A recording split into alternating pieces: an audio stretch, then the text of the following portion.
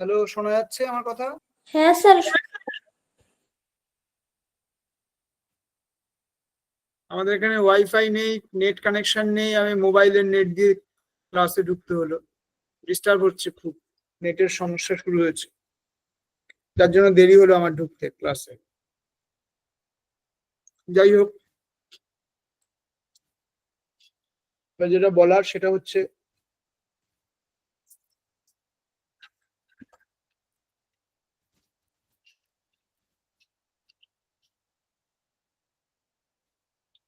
আচ্ছা, বাংলায় আমরা কোথায় ছিলাম? স্যার কারক হচ্ছিল। কারক হচ্ছিল। কারকটা শুরু করলাম কোথা দিয়ে? কোন সূত্র ধরে শুরু করেছিলাম? বর্ণ বিশ্লেষণ হচ্ছিল না, ওটা দিয়ে। ও, ওইখান থেকে ওইদিকে ঢুকেছি। আচ্ছা। হুম, আচ্ছা, তার মানে আমরা বোধহয় বর্ণ বিশ্লেষণ করেছিলাম, আবার সেখান থেকে বোধহয় দলে গেছি। দল করেছি কোনোদিন? হ্যাঁ স্যার, হয়েছে। তারপরে ওই তারপরে বাক্যর শ্রেণী বিভাগ নিয়ে আলোচনা করেছিলাম। না স্যার, হয়নি ওটা। বাক্যের গঠন নিয়ে আলোচনা করেছিলাম।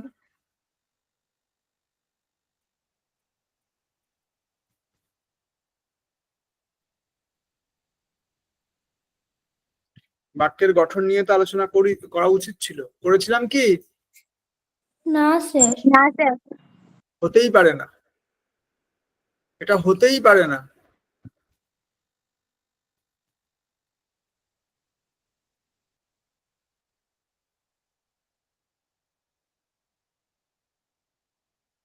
বাক্যে শব্দ, ক্রিয়াপদ, শব্দ বিভক্তি, ধাতু বিভক্তি, বাক্য গঠন করতে গেলে পদের দরকার।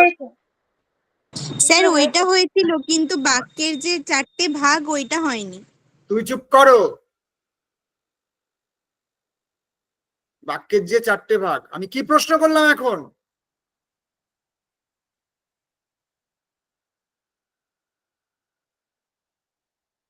আমি প্রশ্ন করলাম বাক্যের গঠন নিয়ে আমি কিছু কাজ করাইনি।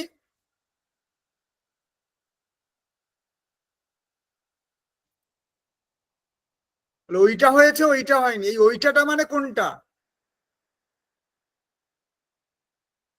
এইটা, ওইটা, সেইটা?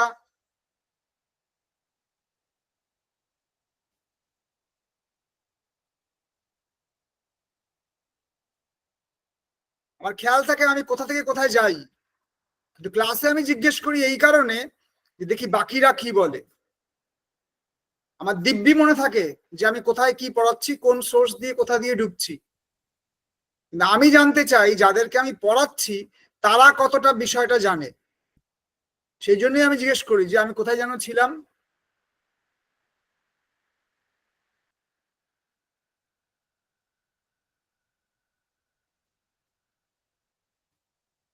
বইপত্র ছোবে না, পড়াশুনো করবে না, এইটা ওইটা সেইটা।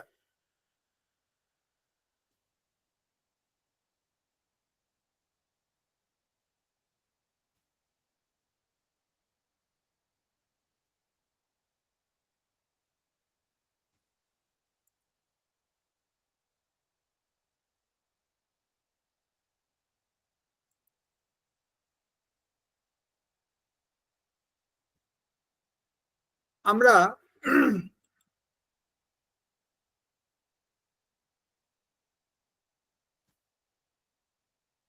শুরু করেছিলাম, আমি ক্লাসটাই শুরু করেছিলাম বাক্য দিয়ে। ব্যাকরণের ক্লাস সবাই স্বরবর্ণ দিয়ে শুরু করে, আমি শুরু করি মাঝখান থেকে। তারপর সিঁড়ি দিয়ে আস্তে আস্তে নিচে নামি, আবার সিঁড়ি দিয়ে আস্তে আস্তে উপরে উঠি। আমি ক্লাস শুরু করেছিলাম বাক্য দিয়ে, বাক্য দিয়েই আমার ক্লাস শুরু। সেই বাক্যটাকে ভেঙে পদে আসি, পদে আসার পর শব্দতে নামি, শব্দতে নামার পর বর্ণতে নামি, বর্ণতে নামার পর ধ্বনিতে নামি, আবার ওই ধ্বনি থেকে উঠতে শুরু করি, এইভাবে উঠতে উঠতে শুরু করি। এবার বাক্য গঠন করতে গেলে স্ক্রিনটা দেখা যাচ্ছে?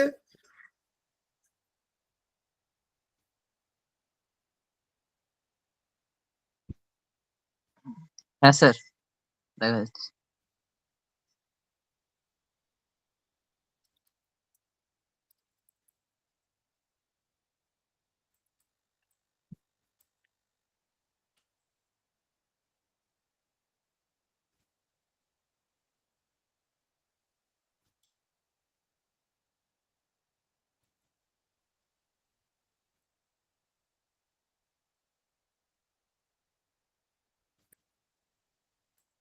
বাক্য,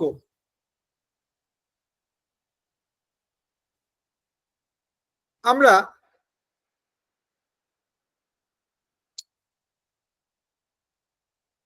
আবার বাক্যতে ফিরে আসি। ফিরে আসার পর আমি যদি লিখি ছেলেটি বই পড়ছে, ছেলেটি বই পড়ছে, এটা একটা বাক্য।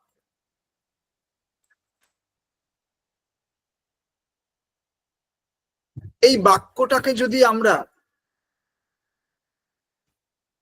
ভাঙি, আমি যদি টুকরো করে কেটে দিই, তাহলে পড়ে থাকে ছেলেটি, তারপরে পড়ে থাকে বই, তারপর পড়ে থাকে পড়ছে। এগুলো পড়ে থাকে, সব আলাদা আলাদা। জেনারেলি আমাদেরকে যদি জিজ্ঞেস করা হয় তাহলে এগুলো কি, ওই ছেলেটি, তারপরে বই, তারপরে পড়ছে, এগুলো কি? তো লোকে বলতে শুরু করবে এগুলো হচ্ছে এক একটা ওয়ার্ড, এগুলো এক একটা হচ্ছে শব্দ। গোলমাল তখনই শুরু হয়, গোলমালটা তখনই শুরু হয়, একটা ভুল উত্তর দিয়ে গোলমালের সূত্রপাত। এগুলো একটাও শব্দ নয়। বাক্যের মধ্যে যাদেরকে আমাদের শব্দ বলে মনে হয়, বাক্যের মধ্যে যাদেরকে আমাদের শব্দ বলে মনে হয়, তারা আদৌ কেউ শব্দ নয়, তারা প্রত্যেকেই এক একটা পদ। পদ প্লাস পদ প্লাস পদ ইজ ইকুয়াল টু বাক্য। এই পদ হতে গেলে শব্দ ডেফিনেটলি লাগবে, শব্দের সঙ্গে বিভক্তি যোগ হবে, তারপরে সেটা পদে পরিণত হবে। সেই পদ পাশাপাশি বসে, পদ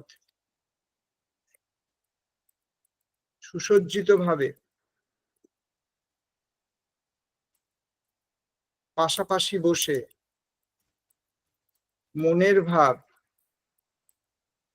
সম্পূর্ণরূপে প্রকাশ করলে তখন বাক্য হবে।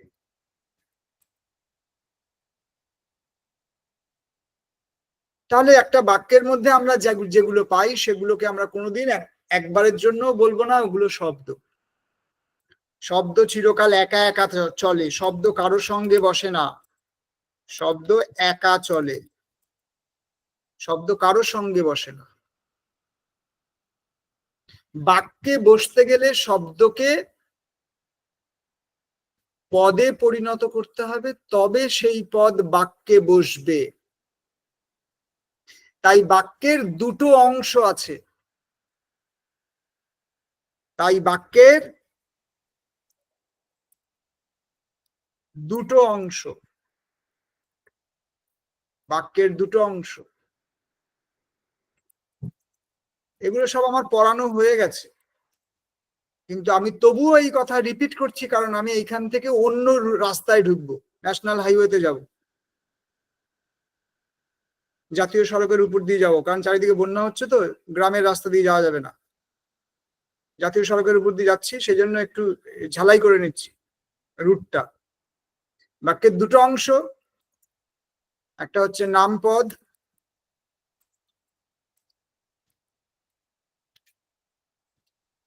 আর একটা হচ্ছে ক্রিয়াপদ।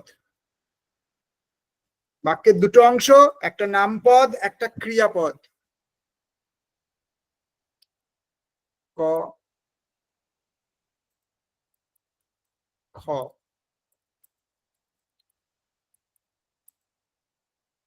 ক্রিয়াপদ।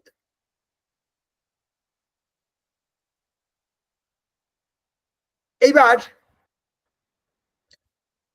এই বাক্যকে দুটো ভাগে ভাগ করলাম আমরা, একটা ক্রিয়াপদ পাবো, একটা নামপদ পাবো। এই নামপদের মধ্যে চারটে পদ লুকিয়ে থাকে, চারটে পদ। নামপদের মধ্যে চারটে পদ থাকে। একটা হচ্ছে বিশেষ্য পদ, আর একটা হচ্ছে বিশেষণ পদ, আর একটা হচ্ছে সর্বনাম পদ, আর একটা হচ্ছে অব্যয় পদ। হয়ে গেল চারটে পদ। নেক্সট হচ্ছে ক্রিয়াপদ। তাহলে আমরা ব্যাকরণ বইতে যেমন বলি পদ কাকে বলে, পদ কত প্রকার, কি কি, ওই চ্যাপ্টারে আমাকে আর ঢুকতে হলো না, ওই চ্যাপ্টারটার মধ্যে আমাকে আর ঢুকতে হলো না। কেন? আমি বাক্য নিয়ে যখন কথা বলছি, তখন সেই বাক্য গঠন করার জন্য যাকে খুঁজে বার করতে হবে সেটাই হলো পদ। তাহলে একদিকে বাক্যের আলোচনা করা হচ্ছে, আর একদিকে পদের প্রসঙ্গ আসছে। তাই বাক্যের আলোচনা প্রসঙ্গে আমরা বাক্যের দুটো অংশ খুঁজে বার করলাম, একটা হচ্ছে তার ক্রিয়াপদ, একটা হচ্ছে তার নামপদ। এইবার আমি এখানে এই যে ছেলেটি বই পড়ছে, তাহলে এই অংশটার মধ্যে পড়ছে হচ্ছে ক্রিয়াপদ, আর ছেলেটি বই, এই দুটোকে যদি বাদ দিয়ে দিই, ওই দুটোর মধ্যে এবার খুঁজে বার করব কোনটা কি পদ আছে, সেগুলো দেখব। পড়ছেটা ক্রিয়াপদ। এইবার এই যে ক্রিয়াপদ বললাম, পড়ছে, এই যে ক্রিয়াপদ বললাম, এই ক্রিয়াপদটা তো এইভাবে সৃষ্টি হয়নি, এইভাবে আসেনি, এ তার উৎপত্তির পেছনে কারণ আছে। সে ওইভাবে আসেনি। তাহলে সে কিভাবে এসছে? তার আসার রাস্তাটা একটু আলাদা, তার আসার রাস্তাটা হচ্ছে আলাদা। কিরকম আলাদা? সে প্রথমে অন্য নামে ছিল, সে অন্য নামে ছিল। কি নামে ছিল? তার অন্য নামটা লিখি।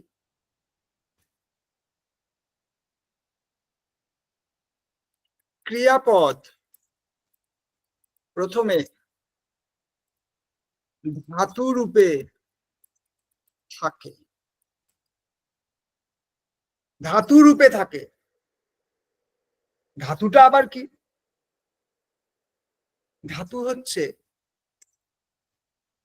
ধাতু হলো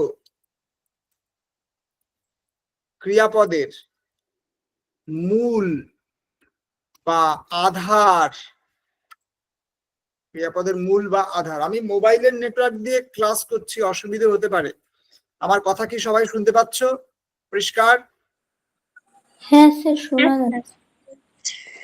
কারো কোথাও বুঝতে অসুবিধা হলে আমায় প্রশ্ন করবে, কথা বলবে। নেটওয়ার্কের ডিস্টার্ব আছে একটু এদিকে। ধাতু হলো ক্রিয়াপদের মূল আধার। তাহলে কেসটা কি দাঁড়ালো?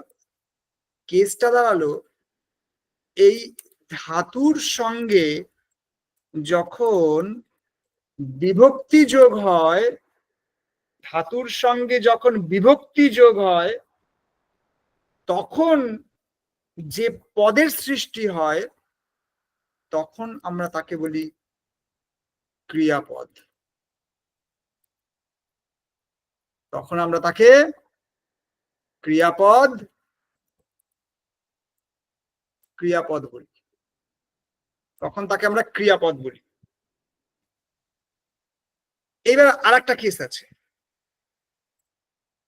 আর একটা কেস কি,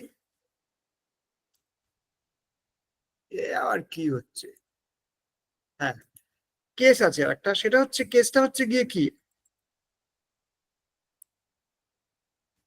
এ আবার বাংলা লেখা পড়ছে না কেন, এ যন্ত্রপাতি চলবে না, এসব কি হচ্ছে আমি বুঝতে পারছি না কিছু, ম্যাজিক দেখাচ্ছে না খেলা করছে আমার সঙ্গে।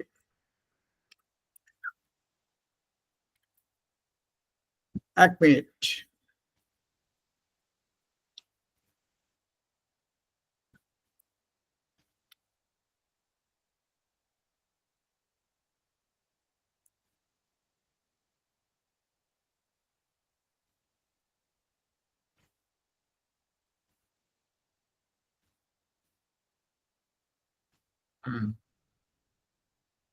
এবার দেখি, এইবার এই যে ধাতুর সঙ্গে এই যে বিভক্তিটা যোগ হচ্ছে না, এই যে বিভক্তিটা যোগ হলো, একে আমরা বলে থাকি ধাতু বিভক্তি। তাহলে শব্দের সঙ্গে যে বিভক্তি যোগ হয় তাকে আমরা কি বলি, শব্দ বিভক্তি। এটা শব্দ বিভক্তি আর ধাতু বিভক্তি। এবার কেসটা কি প্রমাণ করে দিতে হবে, এবার কেসটা প্রমাণ করতে হবে। কি প্রমাণ? আসল কথা হচ্ছে পর পর পর ডয়স্নরয় হসন্ত, এই পর হলো গিয়ে ক্রিয়াপদের মূল আকর, মূল সোর্স, এই জন্য একে আমরা ধাতু বলি। अब क्या होगा, अब एडिशन होगा, পর ধাতুর সঙ্গে এইবার আমাকে বিভক্তি যোগ করতে হবে। বিভক্তি লিখলাম ই আছে, ই আছে, এটা হচ্ছে বিভক্তি।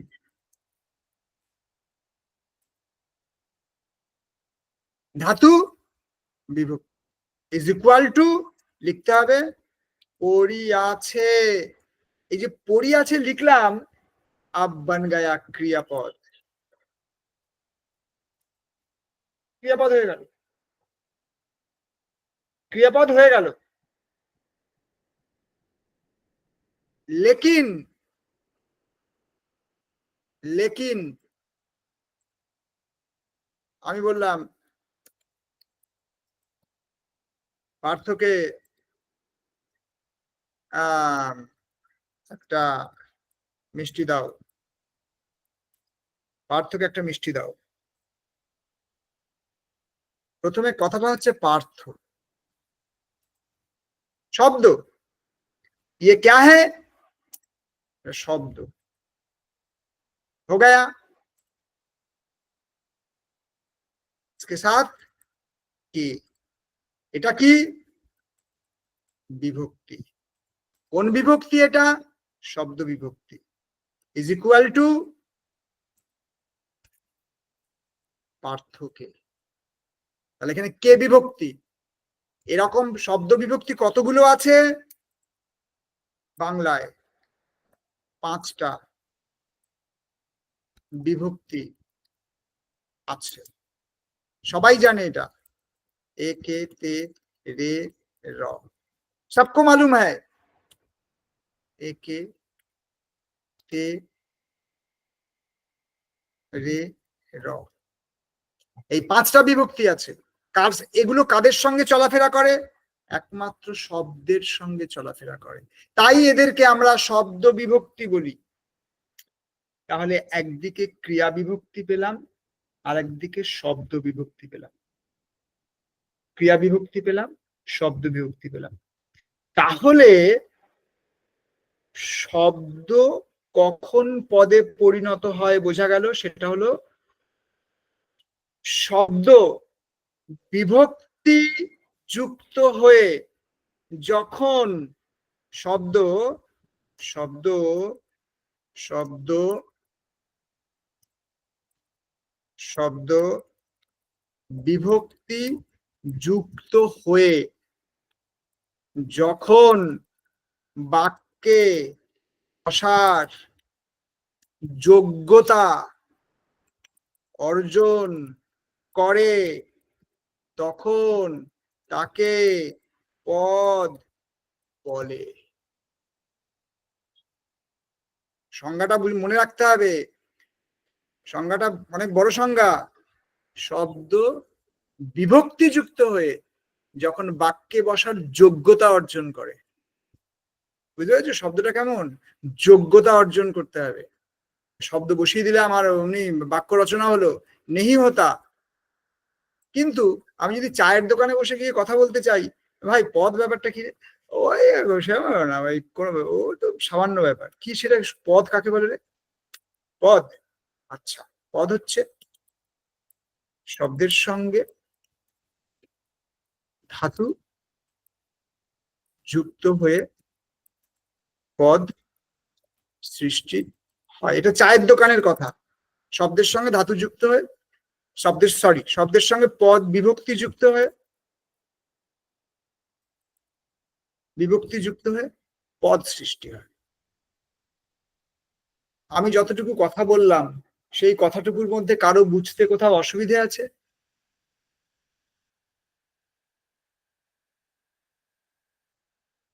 স্যার নামপদটা কি কি বললেন একটু বলবেন একবার? নামপদ 5 প্রকার, 5টা: বিশেষ্য, বিশেষণ, সর্বনাম, অব্যয়। এই হচ্ছে নামপদ। ঠিক আছে। শব্দের সঙ্গে শব্দ বিভক্তি যোগ হলে তখন হয় নামপদ। কি বললাম? শব্দের সঙ্গে শব্দ বিভক্তি যুক্ত হলে তখন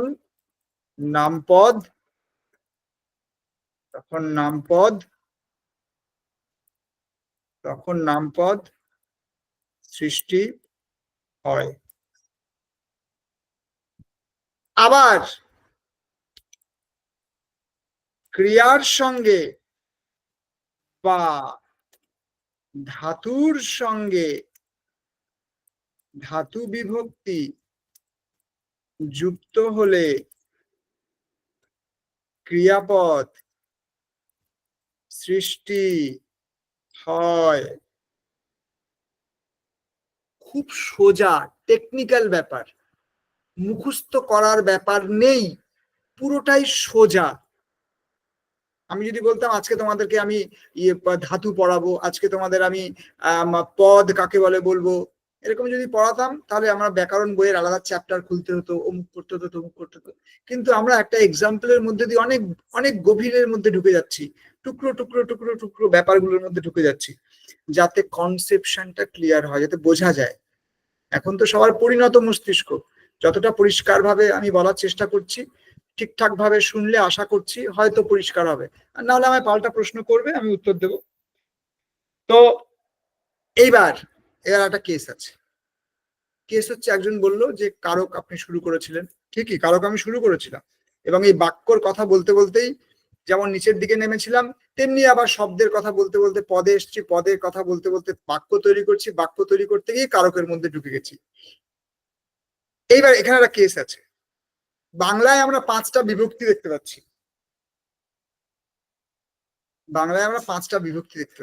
এ, কে, তে, রে, র, এই বিভক্তিগুলো আছে। লেকিন আছে। লেকিনটা গিয়ে কি?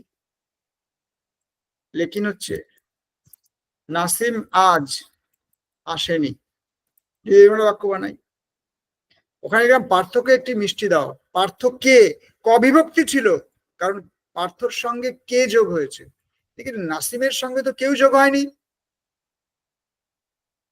ফিরভি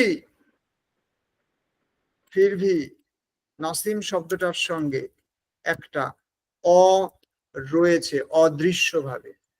এই অটাও একটা বিভক্তির মধ্যে পড়ে। কিন্তু এবার প্রশ্ন হচ্ছে, স্যার আপনি তাহলে 6টা বললেন না কেন? বেশ করেছি, বলবো না। বললেন না কেন? কারণ ওকে ওই দলে ফেলা হয় না, তাই বলিনি। ও, ওকে কোন দলে ফেলা হয়? একে আমরা শূন্য দলে ফেলি, শূন্য, তাই একে শূন্য বিভক্তি বলে।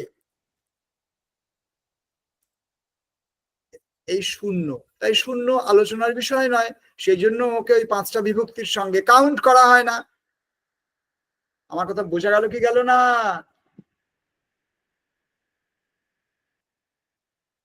বুঝতে কারো অসুবিধা হচ্ছে কি? স্যার একটা এর বিভক্তি হয় না? আসেনি সেখানে এখনো, এখানে আসেনি এখনো। ঠিক আছে স্যার। এই অবধি বুঝেছো কিনা সেটা বলো। হ্যাঁ স্যার বুঝছি। এই যে এ কে তে রে র, এই 5টা বিভক্তি হচ্ছে, এই 5টা বিভক্তি হচ্ছে বিভক্তির মূল সোর্স, উৎস, উৎস সোর্স। এর কেসটা কি হচ্ছে? এর কতগুলো কেস ঘটে যাচ্ছে। এই সোর্স, এই সোর্স থেকে তৈরি হয় নানা শাখা প্রশাখা, সেগুলো আমরা কোনো গোনাগুন্তির মধ্যে ধরি না। এই রটাকে আমরা এর বিভক্তির আওতাতেও ফেলতে পারি। অর্থকুমার ধরতে পারছো কি পারছো না? হ্যাঁ স্যার। আমি এই তে বিভক্তিটাকে এতে বলতে পারি। কেস বুঝতে পারছো কি পারছো না? হ্যাঁ স্যার বোঝা যাচ্ছে। স্যার তাহলে দেখতে পাচ্ছি না স্কুল। কি দেখতে পাচ্ছি না? কে বলছে আবার দেখতে পাচ্ছি না?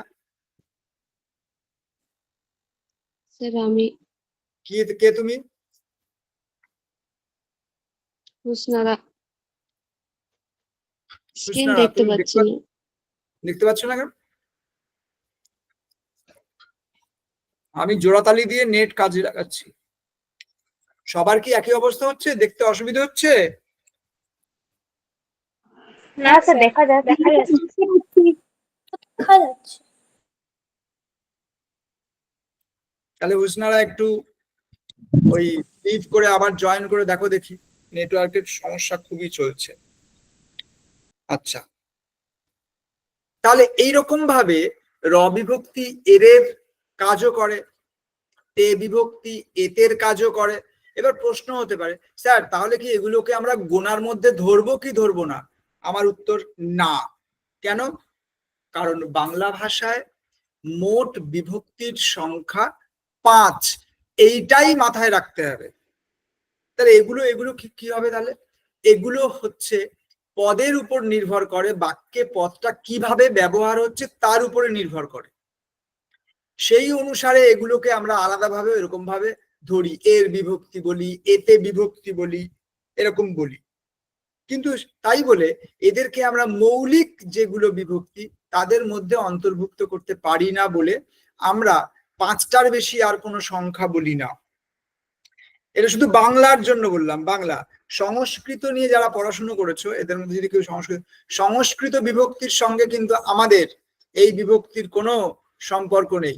সংস্কৃত বিভক্তির সংস্কৃত কারক সম্পূর্ণ আলাদা, বাংলার সঙ্গে কিন্তু তার যোগসূত্র আছে কিন্তু সম্পূর্ণ মিল নেই। সেই জন্য এখানে যদি কেউ সংস্কৃতে মাস্টার্স করে এসে কারকের ক্লাসে, ব্যাকরণের ক্লাসে ঢোকে, সেগুলো কি ব্যাপার, আমরা তো সংস্কৃতে অনেকগুলো বিভক্তি করেছি, স্যার এখানে 5টা বলছেন কেন? তার কারণ বাংলা ভাষায় মোট বিভক্তির সংখ্যা 5। তা কোনো বইতে লেখা আছে এরকম? হ্যাঁ লেখা আছে, এই 5টা লেখা আছে, যে স্পেসিফিক 5, হ্যাঁ লেখা আছে। এর বেশি লেখা নেই না। বোঝা গেল এই কথাগুলো? আচ্ছা, এবারে আরো কতগুলো কেস আছে। কেস হচ্ছে এই যে 5টা বিভক্তি লিখলাম, এ, কে, তে, রে, র, এই 5টা বিভক্তি এরা আবার ক্যাটাগরির মধ্যে পড়ে। ক্যাটাগরির মধ্যে পড়ে। কিরকম ক্যাটাগরির মধ্যে পড়ে? এরা এই রে বিভক্তি এ শুধু কবিতায় ব্যবহৃত হয়, আর র বিভক্তি সম্বন্ধ পদের বেলায় বসে, আর অন্য কোথাও বসে না। আর অন্য কোথাও বসে না, কোথাও বসে না।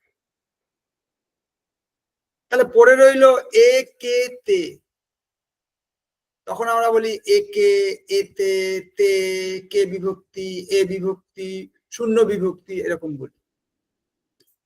আমারে দেখিতে যাইও কিন্তু, আমারে দেখিতে যাইও কিন্তু উজানতলির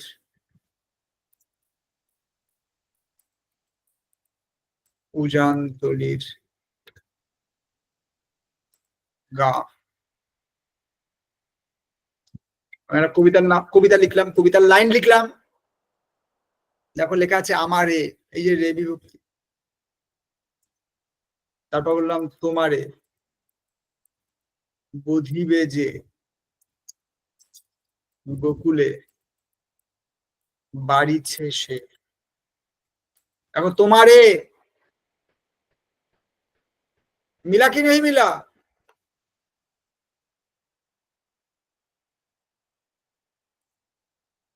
নেক্সট র বিভক্তি। র বিভক্তি মামার বাড়ি ভারী মজার। মামার সঙ্গে বাড়ির সম্বন্ধ, এই র বিভক্তি।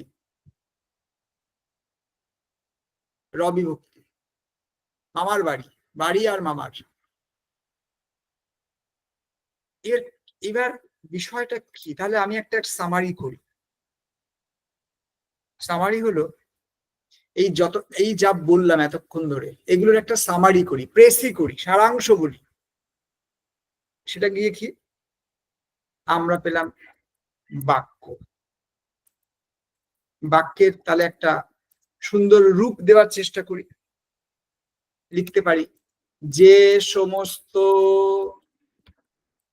সুসজ্জিত পদের দ্বারা মনের কোনো একটি ভাব সম্পূর্ণরূপে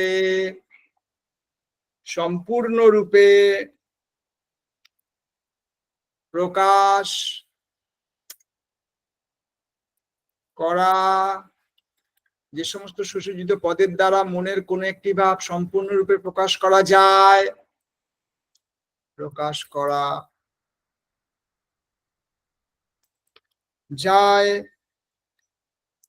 সেই পদ সমষ্টিকে বাক্য বলে।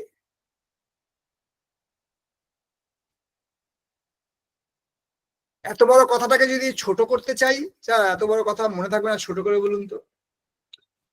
তা লিখবো পরস্পর সম্পর্কযুক্ত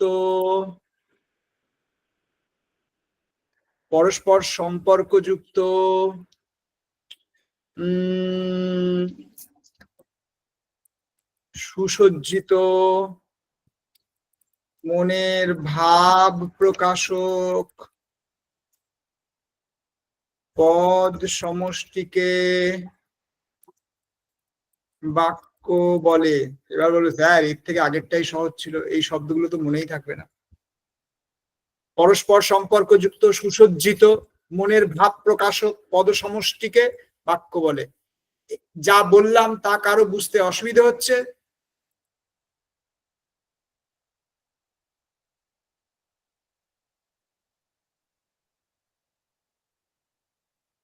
বুঝতে কারো অসুবিধা হচ্ছে? উমারানী শীট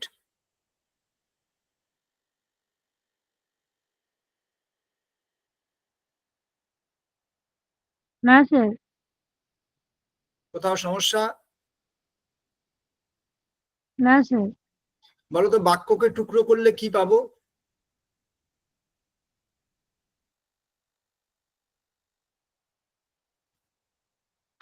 হ্যাঁ স্যার। বাক্যকে টুকরো টুকরো করে কাটলে কি পাবো?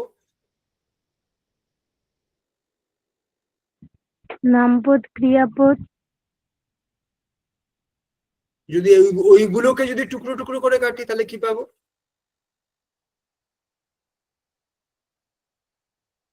নামপদের 4টে ভাগ পাবো, আবার ক্রিয়াপদেরও ভাগ পাবো। এবার যে কেউ নামপদ ক্রিয়াপদ কিছুই জানে না, তাকে প্রশ্ন করা হলো, সে কি উত্তর দেবে?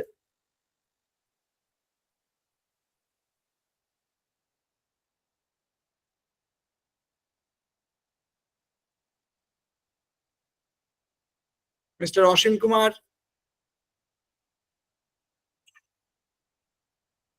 বর্ণ পাবো।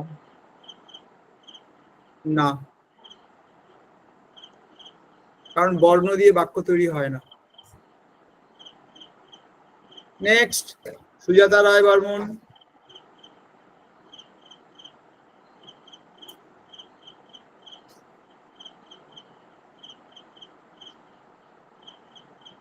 আমি বাক্যকে টুকরো করতে বলেছি, কারণ স্যার উমারানী বাক্যকে শীত ঠিক টুকরো করলে তো পদ পাবো, কিন্তু পদ সেইটা হচ্ছে আসল কথা। আমি তো পদের টুকরো করতে বলিনি, আমি বলেছি বাক্যকে টুকরো করতে। বাক্যকে উমারানী টুকরো করলে শীত, স্যার পদ পাবো। হ্যাঁ এটা হচ্ছে সঠিক উত্তর, এটাই হচ্ছে উত্তর। উমারানী শীত উত্তর ঠিকঠাক দিলেও আমি ক্রস কোশ্চেন যখন করলাম তখন ঘাবড়ে গেল, তার মানে ও ব্যাপারটা বোঝেইনি এখন। আমি নামপদ পাবো কি ক্রিয়াপদ পাবো সেটা তো পরের বিচার্য বিষয়। প্রথম কথা হচ্ছে একটা বাক্যকে ভেঙে ভেঙে টুকরো টুকরো করে দেবো। এবার টুকরো টুকরো করে দেওয়ার মানে কি? একটা বাক্য তৈরি হতে গেলে লাগে তো পদ। এবার যদি স্যার আপনি বাক্যটাকে ভেঙেই ফেলেন, তাহলে আমাদের কাছে পদগুলোই পড়ে থাকবে। সেই পদ ক্রিয়াপদও হতে পারে, নামপদও হতে পারে, কিন্তু পড়ে থাকবে কি? পদ। পদ ভাঙি তাহলে কি পাবো?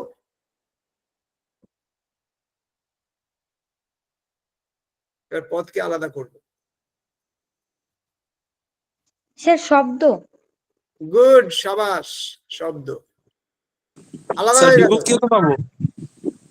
হ্যাঁ, সেটাও পাওয়া যাবে। পদকে আচ্ছা, যদি শব্দকে টুকরো, ভাঙলে তারপরে বর্ণ পাবো। হ্যাঁ, এইবার যদি শব্দকে ভাঙি তখন পাবো বর্ণ, আর যদি বর্ণকে উড়িয়ে দিই তাহলে কি পাবো?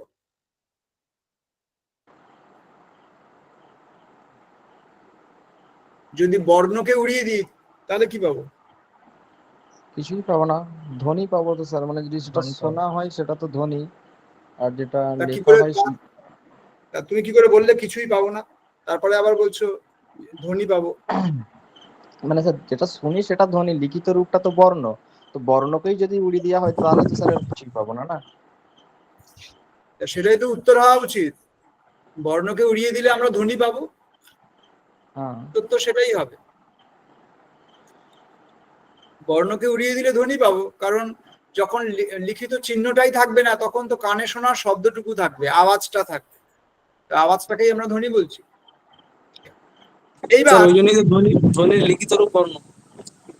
সেই জন্য তাহলে আমরা কি ছিলাম দেখো, ছিলাম বাক্যের মধ্যে, সেখান থেকে ভাঙতে ভাঙতে ভাঙতে ভাঙতে চলে এলাম ধ্বনিতে। এবার আবার উঠছি। ধ্বনির লিখিত সাংকেতিক চিহ্ন হলো বর্ণ। এই বর্ণ সুসজ্জিত ভাবে পাশাপাশি বসে শ্রুতি মধুর করে অর্থপূর্ণ হলে তখন সেটা শব্দে পরিণত হয়। এই শব্দ বিভক্তিকে সঙ্গে নিয়ে পদে পরিণত হয়ে বাক্যের সঙ্গে বসতে শুরু করে। তখন আমরা অর্থপূর্ণ সুন্দর সংলাপ, কথা, বাক্য ইত্যাদি পাই। এইবার এই বাক্যের আমরা কি করি? এই বাক্যের দুটো প্রধান অংশ থাকে। এইবার বাক্যের এবার দুটো ভাগ করি আমি, সবাই জানে সেই ভাগগুলো। ভাগ আমরা বাক্যের দুটি অংশ, একটা হচ্ছে উদ্দেশ্য পাবো আর একটা বিধেয় পাবো।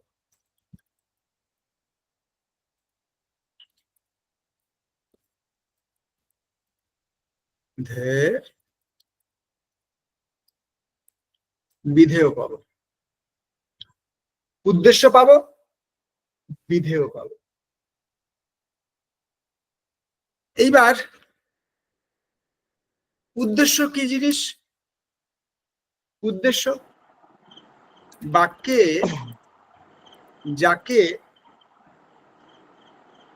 যাকে কি কি লিখবো? উদ্দেশ্য করে কিছু বলা হয়। বাক্যে যাকে অবলম্বন, সাবজেক্টকে উদ্দেশ্য বলা হয়, বাকি অংশটা স্যার বিধেয়। জানি না, ইংরেজি জানি না আমি। আচ্ছা, বাক্যে যাকে অবলম্বন করে ক্রিয়া কাজ করে।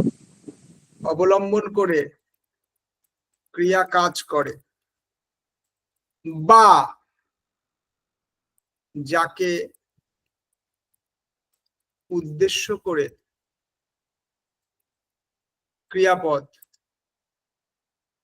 ক্রিয়াপদ অর্থ প্রকাশ সহ বাক্য সম্পূর্ণ করে, তাকেই উদ্দেশ্য বলে।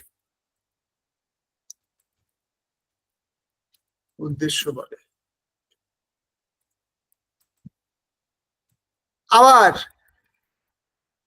উদ্দেশ্য সম্পর্কে যা কিছু বলা হয় তাকে বিধেয় বলে। তাহলে এবার আমি লিখি, নিখিল ছবি আঁকছে। সহজেই আমরা পেয়ে যাব উদ্দেশ্য হচ্ছে নিখিল ছবি আঁকছে, পেয়ে যাব বিধেয়। ব্যাস, মিটে গেল উদ্দেশ্য বিধেয়। লেকিন আমাদের পাশের বাড়ির ছেলে নিখিল ছবি আঁকছে। উদ্দেশ্য কোনটা? আমাদের পাশের বাড়ির ছেলে নিখিল। রাইট, এটাই হওয়া উচিত ছিল, এটাই হওয়া উচিত। কারণ ক্লাস 5 পর্যন্ত বাচ্চারা এটাই বলবে, যেমন তুমি বললে। ক্লাস 5 পর্যন্ত বাচ্চারা এটাই বলবে। আর তুমি যেহেতু প্রাইমারি স্কুলে পড়াবে, তাই তুমি বাচ্চাদের এটাই শেখাবে। কিন্তু এটা যখন 5-এর পর থেকে বাচ্চাদের শেখাবে, তখন তোমার দুর্নাম হতে শুরু করবে, মান সম্মান নিয়ে টানাটানি শুরু হয়ে যাবে। তার কারণ অনেক বাচ্চাদের বাবা মায়েরা মাস্টারমশাই এরকম হতে পারে, অনেক বাচ্চাদের বাবা মায়েরা পড়াশোনা জানে ভালো, এই এত বড় একটা অংশ উদ্দেশ্য হয়ে গেল। বাবা, এত বড়টা উদ্দেশ্য, এত বড় একটা বাক্য উদ্দেশ্য হয়ে গেল, ম্যাডাম কি পড়াচ্ছেন? মান সম্মান সব যাবে। এখানেও শুধুমাত্র উদ্দেশ্য হচ্ছে নিখিল ছাড়া উদ্দেশ্য এখানে কিছু নেই। এইটাই উদ্দেশ্য, আর কোনো উদ্দেশ্য নেই, আর কোনো উদ্দেশ্য নেই। নিখিল এই যে বিশেষ্য পদ, এটাই উদ্দেশ্য। সামনের এগুলো কি? এগুলো একটা উদ্দেশ্যের অংশ নয়।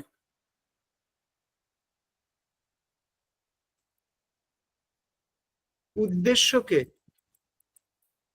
গুরুত্ব দেওয়ার জন্য যখন তার সামনে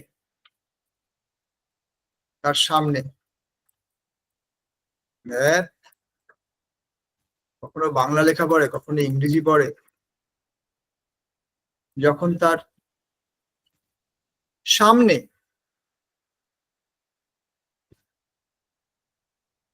পদ বা বাক্যের কোনো অংশ যুক্ত হয়, তখন তাকে আমরা বলে থাকি উদ্দেশ্যের সম্প্রসারণ।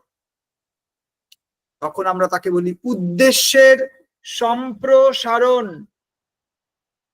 উদ্দেশ্যের সম্প্রসারণ, উদ্দেশ্য পদকে গুরুত্ব দেওয়ার জন্য বা তার ভাব অর্থকে প্রকাশ করার জন্য যখন উদ্দেশ্যর সামনে বা আগে অতিরিক্ত পদ সংযুক্ত করা হয় বা কোনো বাক্যের অংশ যুক্ত করে দেওয়া হয়, তখন সেই অংশটুকুকে বলা হবে উদ্দেশ্যের সম্প্রসারক।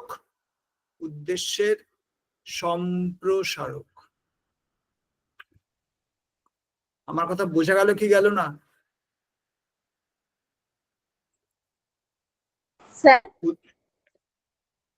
উদ্দেশ্যের সম্প্রসারক বোঝা গেল কি গেল না? হ্যাঁ স্যার। কারো কোনো প্রশ্ন আছে? কে একজন স্যার করে বলে উঠলো। স্যার বলছি সম্প্রসারণ আর সম্প্রসারক কি দুটোই কি একই না আলাদা? একই, দুটো একই। আচ্ছা, দুটো একই, সম্প্রসারণ বা সম্প্রসারক দুটো একই। উদ্দেশ্যের সম্প্রসারণ বা উদ্দেশ্যের সম্প্রসারক, ব্যাকরণ বইতে দুটো নামেই থাকতে পারে, দুটোই এক। এটা কেন হয়? উদ্দেশ্যকে গুরুত্ব দেওয়ার জন্য। তাহলে কি শুধুমাত্র উদ্দেশ্যের সম্প্রসারক আছে, বিধেয়র সম্প্রসারক হয় না? হ্যাঁ হয়। হয় কেমন সেটা? নিখিল ছবি এঁকে জগৎ বিখ্যাত হয়েছে। নিখিল ছবি এঁকে জগৎ বিখ্যাত হয়েছে, কি বুঝলে?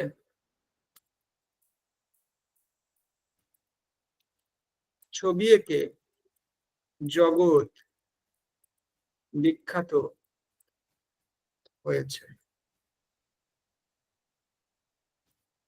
জগৎ বিখ্যাত হয়েছে, এই একে বানানটা আমি ভুল লিখেছি, চন্দ্রবিন্দু হবে।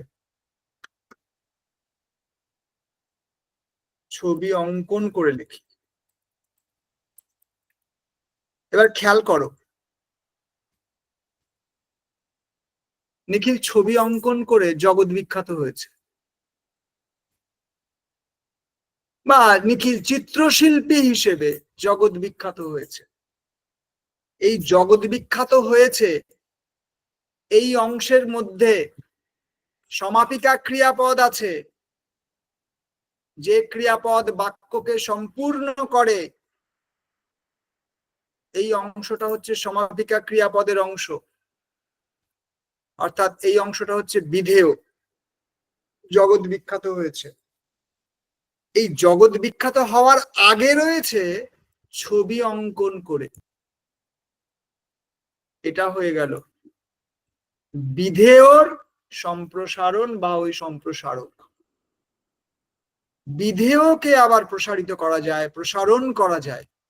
একটানা বিধেয় চলতে পারে না, একটানা উদ্দেশ্য চলতে পারে না। উদ্দেশ্যে স্পেসিফিক থাকে। উদ্দেশ্য বাক্যের প্রথমেও থাকতে পারে, উদ্দেশ্য বাক্যের মাঝেও থাকতে পারে, কিন্তু বিধেয় অংশে সমাপিকা ক্রিয়াপদ থাকবে। আর বিধেয়র সম্প্রসারক অংশে অসমাপিকা ক্রিয়াপদ থাকতে পারে। বোঝা গেল কি গেল না? বলো দেখি এখানে অসমাপিকা ক্রিয়াপদ কোনটা? করে স্যার। ছবি অঙ্কন করে। ছবি অঙ্কন করে এত বড় অসমাপিকা ক্রিয়াপদ? না স্যার কোরেটা হচ্ছে শুধু অস্বাভাবিক ক্রিয়াপদ। হ্যাঁ, সেটা বলো। কোরেটা হচ্ছে অসমাপিকা ক্রিয়াপদ।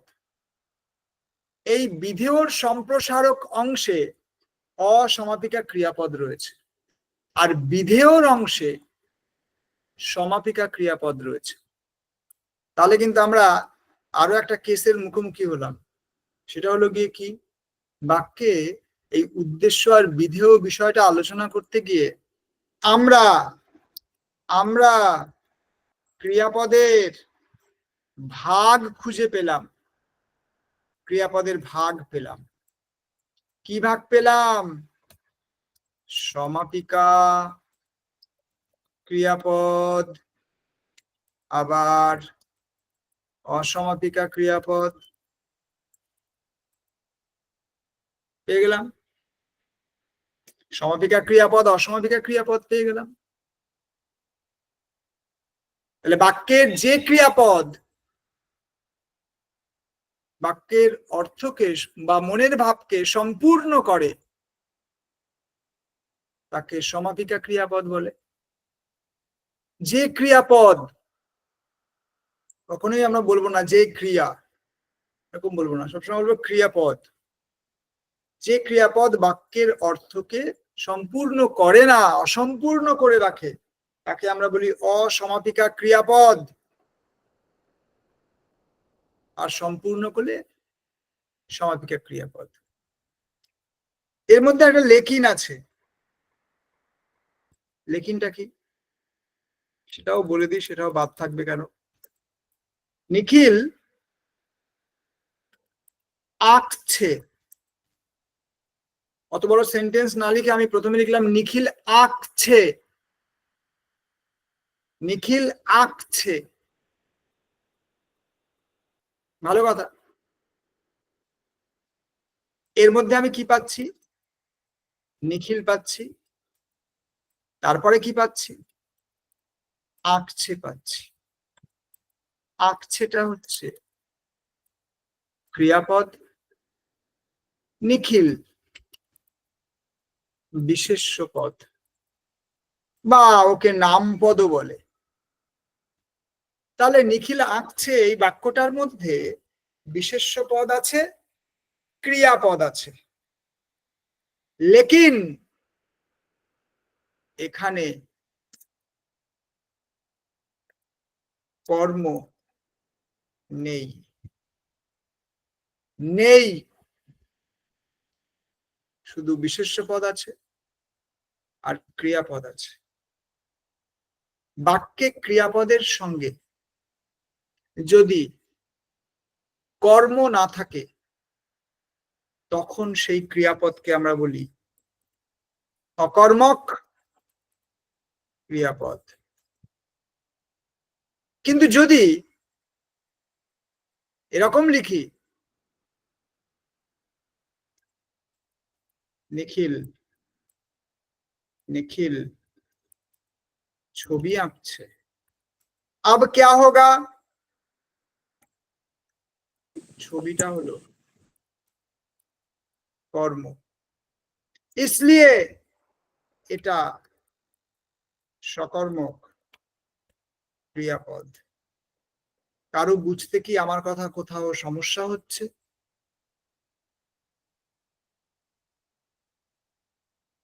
নাসিম, বুঝতে পারছো কেসটা?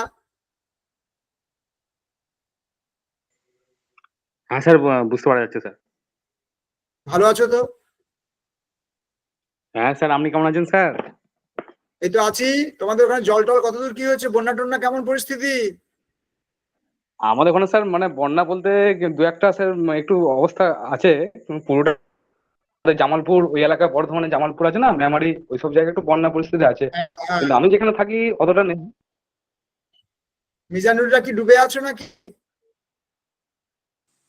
না স্যার, কিন্তু হুগলি স্যার আমাদের পাশে ওই ধরুন 7-8 কিলোমিটার দূরে ওই একটা জায়গায় কামারপুকুরের কাছটাতে একটা খাল ডুবে যায়, ওখানটা একটু পারাপারের অসুবিধা হয়, তাছাড়া আর পাশাপাশি খুব একটা অসুবিধা নেই।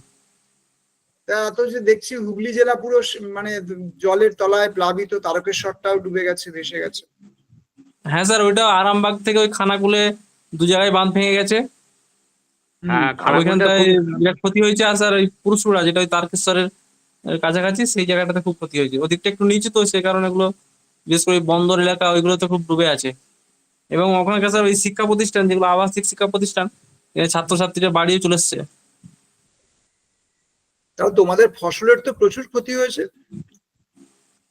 স্যার আমার এলাকাটায় কোনো ক্ষতি হয়নি, মানে সে মানে অর্থে কিছু এমনি ক্ষতি হয়নি। পাশাপাশি ওভারঅল আমি বলছি। হ্যাঁ ওভারঅল হ্যাঁ ক্ষতি হয়েছে ভালো। মানে যেটা স্যার ধানটা এখন তো সব ধান রোয়া আছে, প্রায় ধরুন ধানের বয়স হয়ে গেছে প্রায় 40 দিন, 45 দিন কি 50 দিন, তারপরে জায়গা অনুযায়ী কিছু 2-4 দিনের ডিফারেন্স হয়। তো সেই ধানগুলো স্যার ওই ধরুন 4-5 দিন যদি জলে ডুবে থাকে, তারপর ধানগুলো নষ্ট হয়ে যাওয়ার হবে না। তাই তো যা দেখছি টিভিতে। খানাকুল মিজানুর, বিশেষ করে খানাকুলটা তো বিশাল ভয়াবহ পরিস্থিতি। হ্যাঁ খুব পরিস্থিতি মানে খারাপ, খুব। মানে দেখে ভাবাই যায় না এটা মাঠ না নদী না সমুদ্র।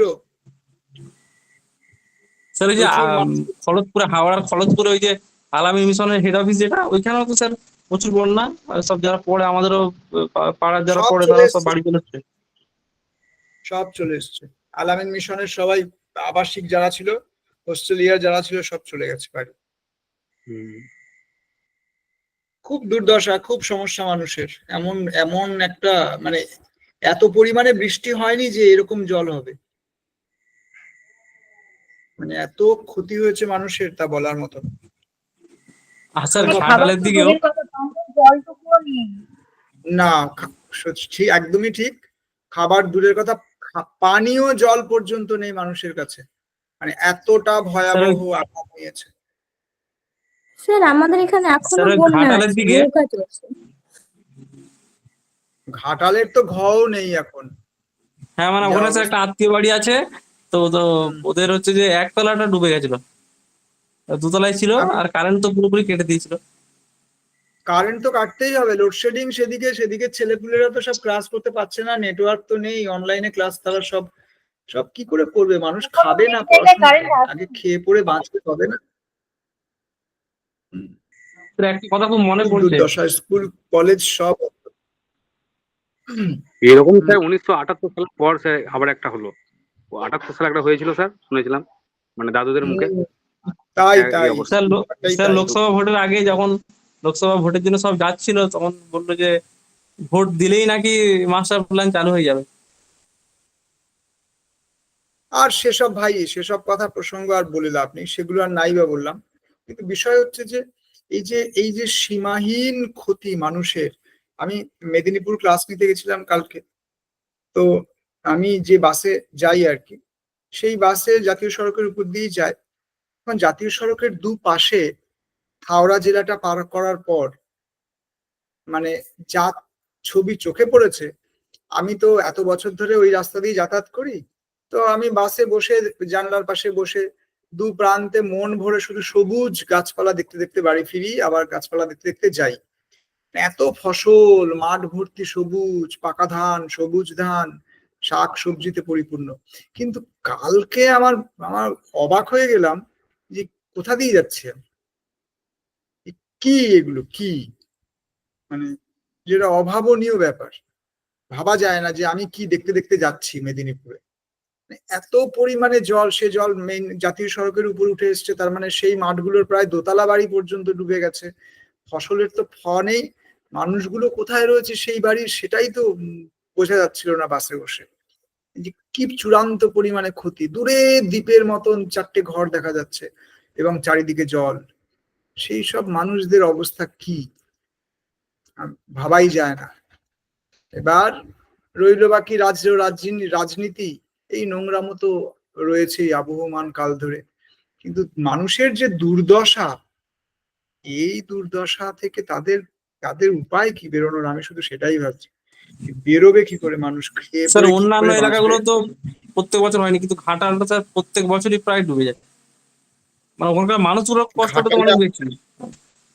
ঘাটালে আমাদের প্রচুর ছাত্রছাত্রী, প্রচুর। তাদের মুখে শুনছি তো, বলছে স্যার খাবার জল নেই। বাকি বিষয় তো আর দূরে থাক। তো খুব খারাপ কেন যে, অবস্থা, মানে খুবই খারাপ অবস্থা। খুবই। আমি পড়াচ্ছি ঠিকই, খুবই খারাপ অবস্থার মধ্যে আগে মানুষের। হ্যাঁ নৌকা ডুবে গেছিল একটা, জানেন স্যার? ঠিকই আজকে মানে ঠিকই নৌকায় ঠিকই করে পারাপার করছিল, ঘটনার মতো ছিল, একটা নৌকা ডুবে গেছে, তার মধ্যে আবার একজন রোগী ছিল। মানে যা হোক করে ওখানে যে উদ্ধার করেছে কি করে ওদেরকে। হুম, তাই তো তাই তো তাই তো তাই তো এর মধ্যে রিলিফ বা ত্রাণ সামগ্রী যা যতটুকু ক্ষমতা সরকারের, স্বেচ্ছাসেবী সংগঠনের, সবাই চেষ্টা করছে, সেখানেও তো দেখছি তালবাহানা। যার যতটুকু পাওয়ার সেটাও সে ঠিক করে পাচ্ছে না, এই নিয়েও চিৎকার চেঁচামেচি শোনা যাচ্ছে মানুষের। এখন খিদে তো আর কিছু মানে না, পেটের খিদে বলে কথা। মানুষ খিদের জ্বালায় কত কি করে, সেখানেও সমস্যা। 3 বেলা খাবারও জুটছে না, পানীয় জল নেই, অসুস্থ রোগী হাসপাতালে যেতে পারছে না, খুবই খারাপ লাগছে। জন্য যাই হোক, যে যেখানেই আছো সুস্থ থাকো, সাবধানে থাকো, সামর্থ্য থাকলে মানুষের পাশে দাঁড়িয়ে একটু হেল্প করো, যার যেমন, যার যতটা ক্ষমতা। কাউকে যদি ডাঙায় তুলে দিতে পারো হাত ধরে, সেটাও অনেক বড় সাহায্য। সাহায্য মানে তো নানা রকম হয়। খুবই দুর্বিষহ অবস্থা মানুষের, গবাদি পশু প্রাণীর মৃত্যুর মিছিল একদম। এখন মানুষ নিজেকে বাঁচাবে না গরু বাঁচাবে, কাকে বাঁচাবে? তো এরপরে একটা আবার রোগ, জলে একরকম দুর্বিষহ অবস্থা, আর জল কমে যাওয়ার পর আর একটা ভয়ানক অবস্থা হবে, মানুষের রোগের প্রাদুর্ভাব হবে। তো বিষাক্ত সাপ, মানে এটা খুব বাজে জিনিস, বিষাক্ত সাপগুলো মানে চারপাশে ঘুরছে। হ্যাঁ, তো স্বাভাবিক, সব খানা নর্দমা সব ডুবে গেছে। সাপ এখন বাড়ির মাচাতে উঠবে, গাছের ডালের উপরে উঠে পেঁচিয়ে থাকবে। এখন সবাই নিজের আত্মরক্ষার জন্য বেরোবে, সাপই বা এখন জলে ডুবে থাকে কি করে? সেও ডাঙায় বেরোবে, ডাঙা খুঁজছে, মানুষও ডাঙা খুঁজছে, সবাই ডাঙা খুঁজছে। এখন সাপের রাস্তায় যদি কেউ পড়ে, সাপ তো আর তাকে নমস্কার করবে না, যা হবার তাই হয়। তাই ভাবছি যে গল্পে পড়া আর নিজের চোখে দেখা দুটো আলাদা জিনিস। তোমাদের সাথে কাজ করতে বসলেই আমার মনে হয় এরা তো সব এক একটা জেলায় থাকে, কাদের এলাকা কেমন আছে কে জানে, সব দূর দূরান্তের সব মানুষজন। আপনার বাড়ি কোথায় স্যার? আমি তো এই শুকনো জায়গায় থাকি, ডানলপ।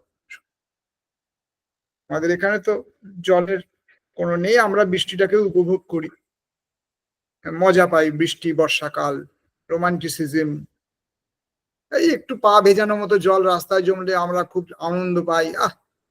জলের মধ্যে দিয়ে যাচ্ছি হাঁটতে, দারুণ মজা। জল ছিটিয়ে সাঁতার কাটা, গাড়িটাকে জলের মধ্যে দিয়ে নিয়ে গিয়ে চারিদিকে জল ছেটানো, আমাদের কথা বাদ দাও, আমরা কোনো কিছুর মধ্যে পড়ি না। কিন্তু বিষয় যেটা হচ্ছে, যারা সত্যি সত্যি সত্যি সত্যি একদম আমাদের অত্যন্ত জেলা স্তরে থাকে, যারা গ্রামগঞ্জের মানুষ, ভয়ানক অবস্থা, ভয়ানক ভয়ানক। এর মধ্যে ভাবা আবার এরকমও হয়, নৌকায় করে চুরি করতে আসে। মানে আমরা সারাত্রি জেগে বসে থাকি, তাই জোরে জোরে হাঁ করে চোর এসেছে বাঁচাও বাঁচাও বলে।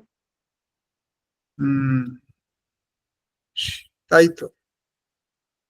চলো, আমি গ্রামের মধ্যে ছিলাম, এবার ওই জন্য ওদের সঙ্গে একটু আলাপ করে নিলাম। মিজানুর হুগলি জেলায় থাকে, নাসিমরা বর্ধমানের দিকে থাকে, এরা সব ওই দিকের খবর টবর জানে। এই পার্থরাও তো ওইদিকে থাকে। পার্থ তুমি কোথায়? আরামবাগ না কোথায়? স্যার আমাদেরও বর্ধমানে। তোমাদের বর্ধমানে। তোমরা সব ঠিকঠাক আছো? হ্যাঁ স্যার, আমাদের এই ধারে অতটা অসুবিধা নেই, তবে আমাদের এই ধারে কিছুটা দূরে, ওই 5-7 কিলোমিটার দূরে কিছু কিছু এলাকা মানে জলমগ্ন হয়েছিল, তা খুব একটা জল নেই, ওই হাঁটুর নিচে জল, মানে হাঁটু ও, পর্যন্ত হবে খুব বেশি। নেমে গেছে তাই তো পরে? হ্যাঁ হ্যাঁ। হম, স্যার আমাদের এখানে এখনো অসুবিধা আছে। স্বাভাবিক স্বাভাবিক, অসুবিধা স্যার হওয়ারই আমাদের তো এই কথা। উঁচু জায়গাগুলো থেকে যত জল নেমে নেমে যাবে ঘাটালের দিকে বন্যা তত বাড়বে। তাই তো বাড়বে, তাই তো। মিজানুর যাকগে, একটু জলটা ভিজিয়ে রাখো যখন ঘাটালে আসে। খুব সাবধানে থাকো সবাই খুব সাবধানে, সাবধানে খাওয়া দাওয়া করো, সাবধানে থাকো, নিজেদেরকে আগে বাঁচাও, তারপরে বাকি সব। সুস্থ থাকো সবাই, জল টল সাবধানে খাও। জলবাহিত রোগ তো এখন ছড়াবে চারিদিকে, মূলত জলটাই আমাদের ভরসা। সেই জলটাও তো এখন শুদ্ধ কিনা সেটা নিয়েও সংশয় থাকে। যতটা পারা যায় ফুটিয়ে টুটিয়ে খেও, বা কিছু আমাদের প্রতিষেধক ওষুধ যা পাওয়া যায় সেই সব পানীয় জলে দিয়ে শোধন করে তারপর জল টল খেও। মানে ডায়রিয়া হওয়ার খুব আদর্শ কিন্তু এই সময়টা, ভয়ানক ডায়রিয়া হওয়ার সুযোগ। মানে জলবাহিত রোগ সব ছড়িয়ে পড়বে এবার দিকে দিকে। সেই সব জায়গা থেকে আমি আশা করছি সবাই সুস্থ থাকুক। যাকগে, আমরা এখন যে ছিলাম হ্যাঁ, তো সকর্মক ক্রিয়াপদ পেলাম, সমাপিকা ক্রিয়াপদ পেলাম, অসমাপিকা ক্রিয়াপদ পেলাম, সকর্মক ক্রিয়াপদ পেলাম, অকর্মক ক্রিয়াপদ পেলাম, এগুলো পেলাম। একটা বাক্যের আলোচনা করতে গিয়ে আমরা কতগুলো কথা আজকে আবার আমাদের আলোচনার মধ্যে ঘুরে ফিরে এলো।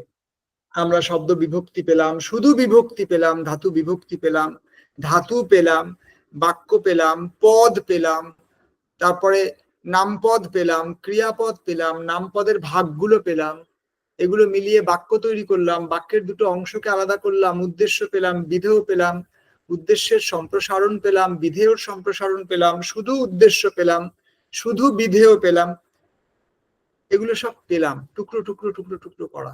এগুলো এক একটা চ্যাপ্টার, এগুলো পাচ্ছি সব। এবার যেটা বললাম, ওই যে বলছিল যে আপনি কারক শুরু করেছিলেন, সেই কারকের জায়গায় এবার আমি কানেক্ট হয়ে যাব আস্তে আস্তে। কেন কানেক্ট হলে? কারণ এই কথাগুলোর সঙ্গে যদি আমরা পরিচিত থাকি তাহলে বাক্যটাকে চিনতে আমাদের সুবিধে হবে। বাক্যকে যদি আমরা ভালো করে চিনতে বুঝতে পারি তাহলে আমাদের পক্ষে কারক নির্ণয় করাটাও সহজ হবে। এই হচ্ছে বিষয়। আচ্ছা, এইবার স্যার সমাপিকা ক্রিয়া আর অসমাপিকা ক্রিয়াটা আর একবার বলবেন? যে ক্রিয়াপদ বাক্যকে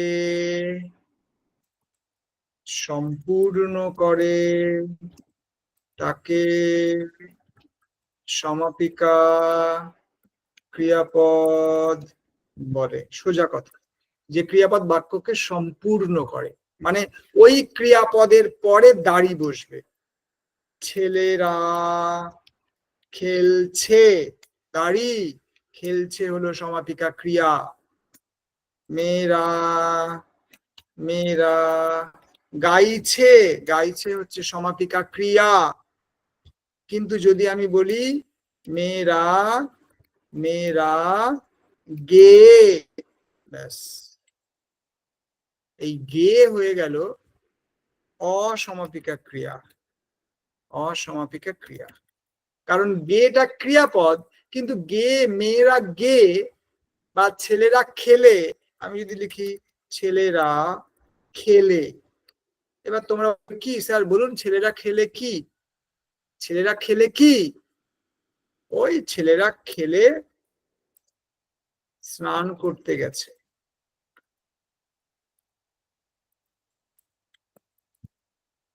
দেখো, এবার যদি বলি ছেলেরা খেলে এলো, দুখানা ক্রিয়াপদ পাশাপাশি, পাশাপাশি দুটো ক্রিয়াপদ, একটা খেলে একটা এলো, দুটো ক্রিয়াপদ, দুখানা ভার্ব আছে। কিন্তু আমি যদি এলোটাকে সরিয়ে দিই তাহলে যে ক্রিয়াপদটা থাকে সেই ক্রিয়াপদ দিয়ে বাক্যের অর্থ কিন্তু সম্পূর্ণ হচ্ছে না। ইসলিয়ে এটা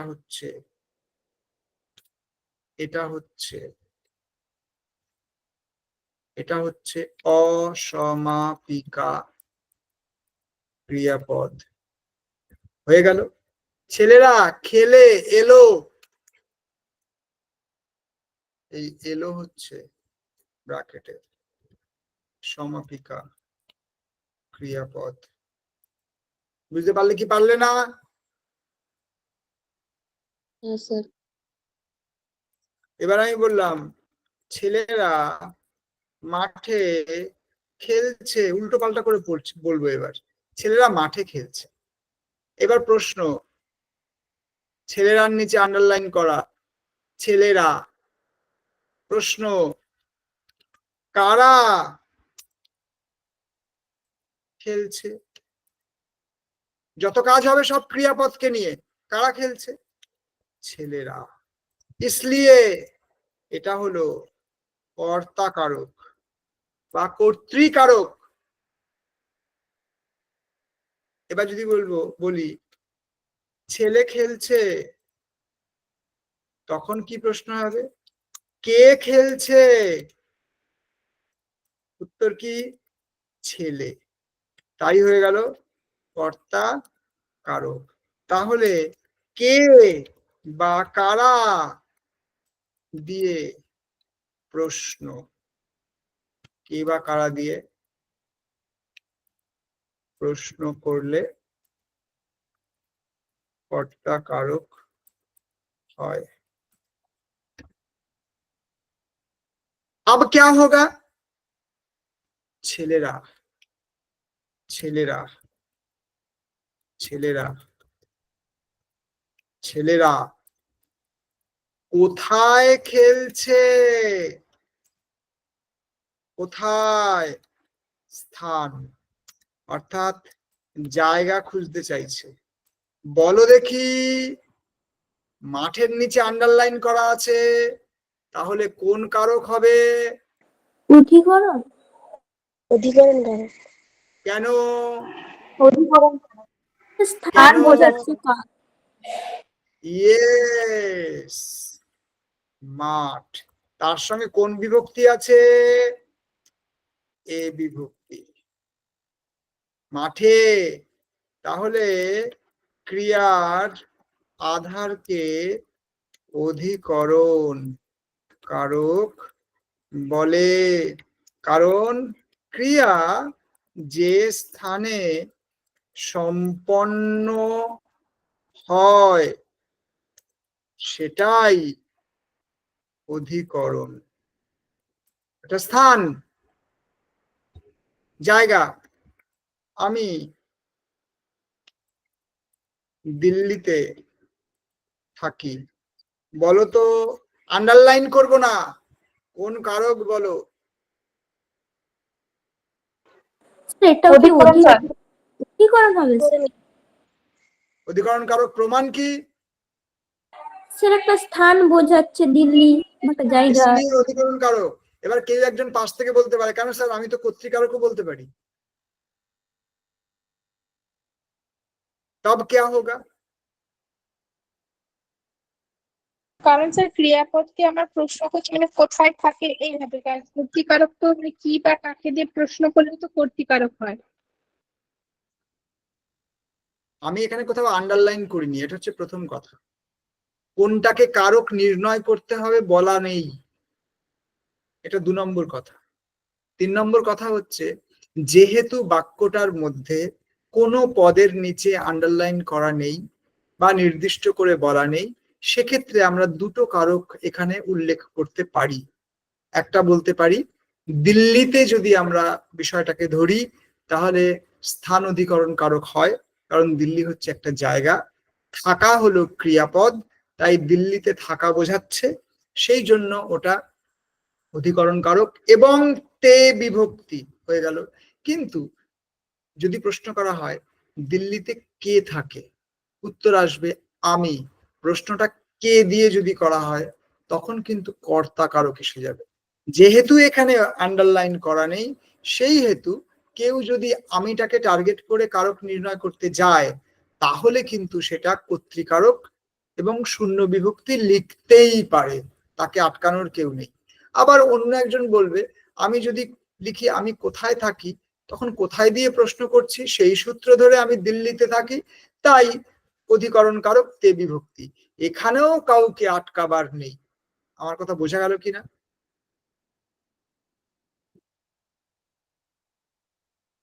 বোঝা গেল কি গেল না? হ্যাঁ স্যার, মানে নির্দিষ্ট করে যদি না বলে দেয় তাহলে যে কোনো একটাকে ধরে উত্তরটা বার করতে হবে, বার করতে হয়।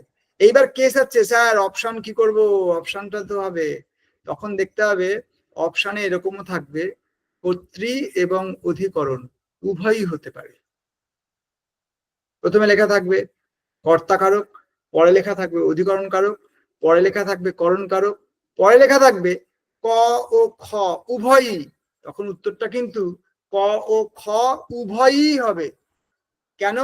কারণ এখানে নির্দিষ্ট করে কোথাও আন্ডারলাইন করা নেই, মেনশন করা নেই যে কোন কারকটাকে বের করতে হবে, সেটা বলা নেই বলে এই জন্য ক খ উভয়ই হবে। বুঝলি কি বুঝলে না? সকাল 10টায়, সকাল 10টায় পরীক্ষা শুরু হবে। পরীক্ষা কখন শুরু হবে? 10টায়। 10টায় পরীক্ষা শুরু হবে, সকাল 10টায়। এটা একটা সময়, অর্থাৎ কাল। তাই এটাও অধিকরণ কারক, এটাও তাই অধিকরণ কারক, যদি এটার নাম হবে কালাধিকরণ কারক। কালাধিকরণ, কাল বোঝাচ্ছে তাই, স্থান বোঝালে স্থান অধিকরণ কারক, এরকম বোঝায়। তো আমি ওগুলো বললাম না, আমি এমনি বললাম অধিকরণ কারক। এটা একটা সময় বোঝাচ্ছে। আর কি কি বোঝায় এগুলো? স্থান, কাল, আর কি বোঝায়? পাত্র। পাত্র। স্থান, কাল, পাত্র। বালতিতে জল আছে, স্নান করে এসো।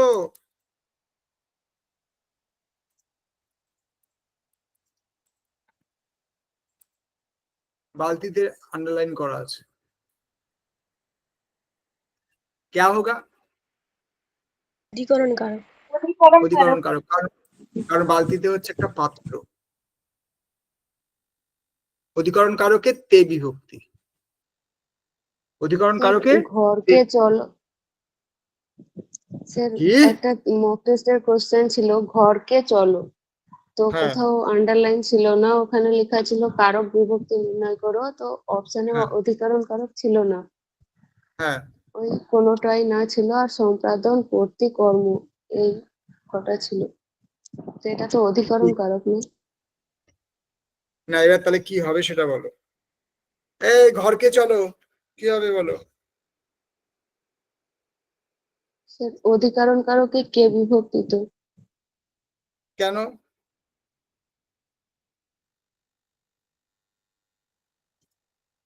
কোথায় চলো, ঘর কোথায় দিয়ে কোশ্চেন করা হচ্ছে। সেই সূত্র ধরে ওটা অধিকরণ কারক,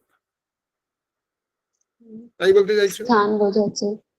হ্যাঁ স্থান, ওখানে তোমার অপশনে কোনোটাই নয় এরকম ছিল অপশন, হ্যাঁ ছিল স্যার। আর অধিকরণ কারকও ছিল। না স্যার, না অধিকরণ কারক অধিকরণ ছিল কারক না, ছিল না। কর্তৃকারক ছিল। হ্যাঁ স্যার। আচ্ছা আচ্ছা, এইবার তাহলে কি হতে পারে মিজানুর? ও বললো কোনোটাই হবে না, অধিকরণ কারক হবে। স্যার আমারও তো মনে হচ্ছে অধিকরণ কারক হবে।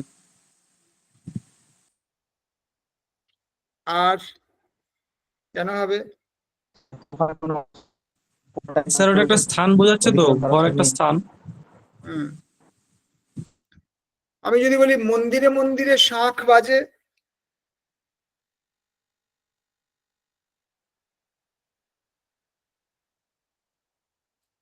কোন কারক? স্যার কর্তৃকারক হবে, কারণ কারোর দ্বারা তো বাজানো হচ্ছে ওটা, এমনি তো বাজছেন। ওসব পরে ভাববো, আগে কারো দ্বারা অমুক তমুক সব পরে ভাববো।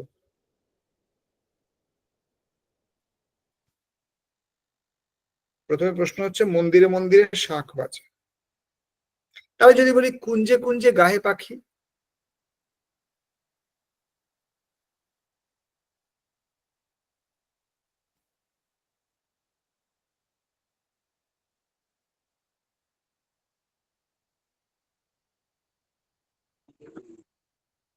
স্যার অধিকরণে বিপসা কি?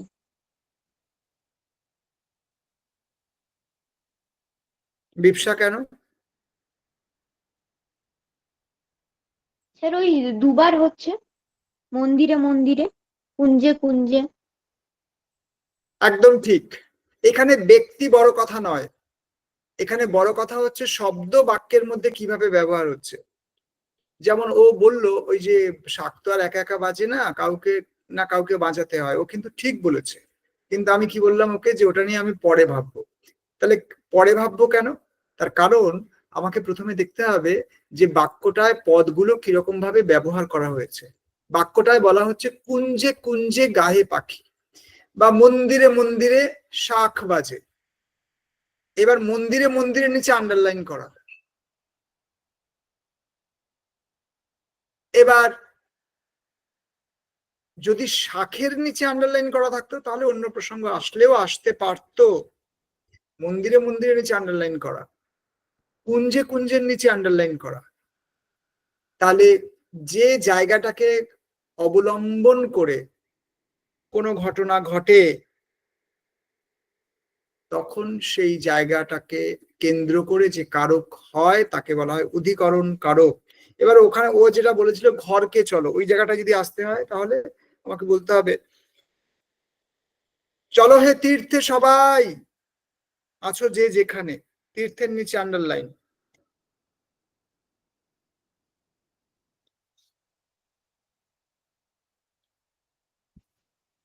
কোন কারক, কোন বিভক্তি?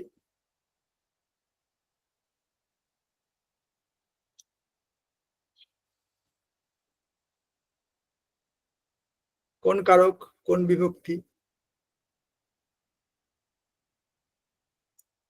হেমর চিত্ত পুণ্য তীর্থে জাগরে ধীরে। হেমর চিত্ত পুণ্য তীর্থে জাগরে তীরে, জাগরে ধীরে, তীর্থের নিচে আন্ডারলাইন করা আছে।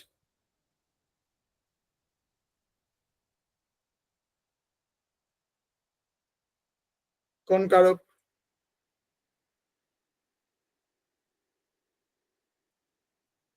স্যার এটা কি নিমিত্ত হবে? তীর্থের নিমিত্তে চলো। ভালো করে শোনো, হেমর চিত্ত পুণ্য তীর্থে জাগরে ধীরে, কোন নিমিত্তের প্রসঙ্গই নেই। তীর্থ অর্থাৎ অধিকরণ কারক। অধিকরণ কারক হবে, তে বিভক্তি হবে। অধিকরণ কারক এ বিভক্তি, তীর্থে। সেই জন্য ঘরকে চলো অধিকরণ কারক কে বিভক্তি, কিন্তু অপশনে অধিকরণ কারক উল্লেখ ছিল না, তাই কোনোটাই নয় হবে সঠিক উত্তর। নেক্সট নেক্সট এরকম শব্দ আমি আবার বলার চেষ্টা করছি। যেমন ধরো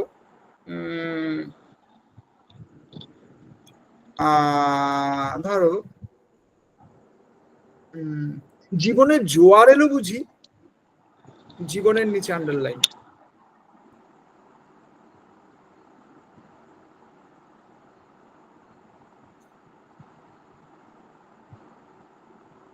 অধিকরণ কারকে এ বিভক্তি।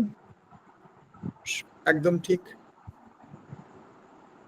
আচ্ছা, বুদ্ধির ভুলের জন্য আজকে তোমার এই দুর্দশা হয়েছে।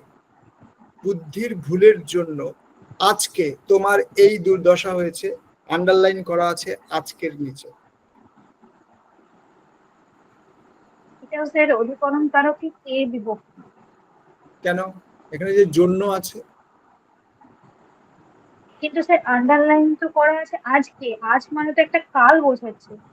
একদম ঠিক, একদমই ঠিক বলেছে ও, ঠিক বলেছে। মন্ত্রী মহাশয় রৌদ্রে জলে সবার সঙ্গেই আছেন। বলতো এখানে অধিকরণের চিহ্ন কোন কোন পদ? রৌদ্রে জলে।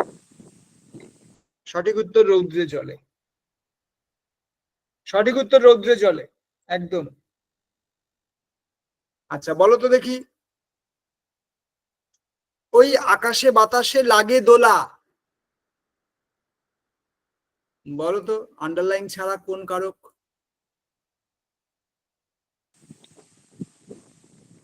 অধিকরণ কারক।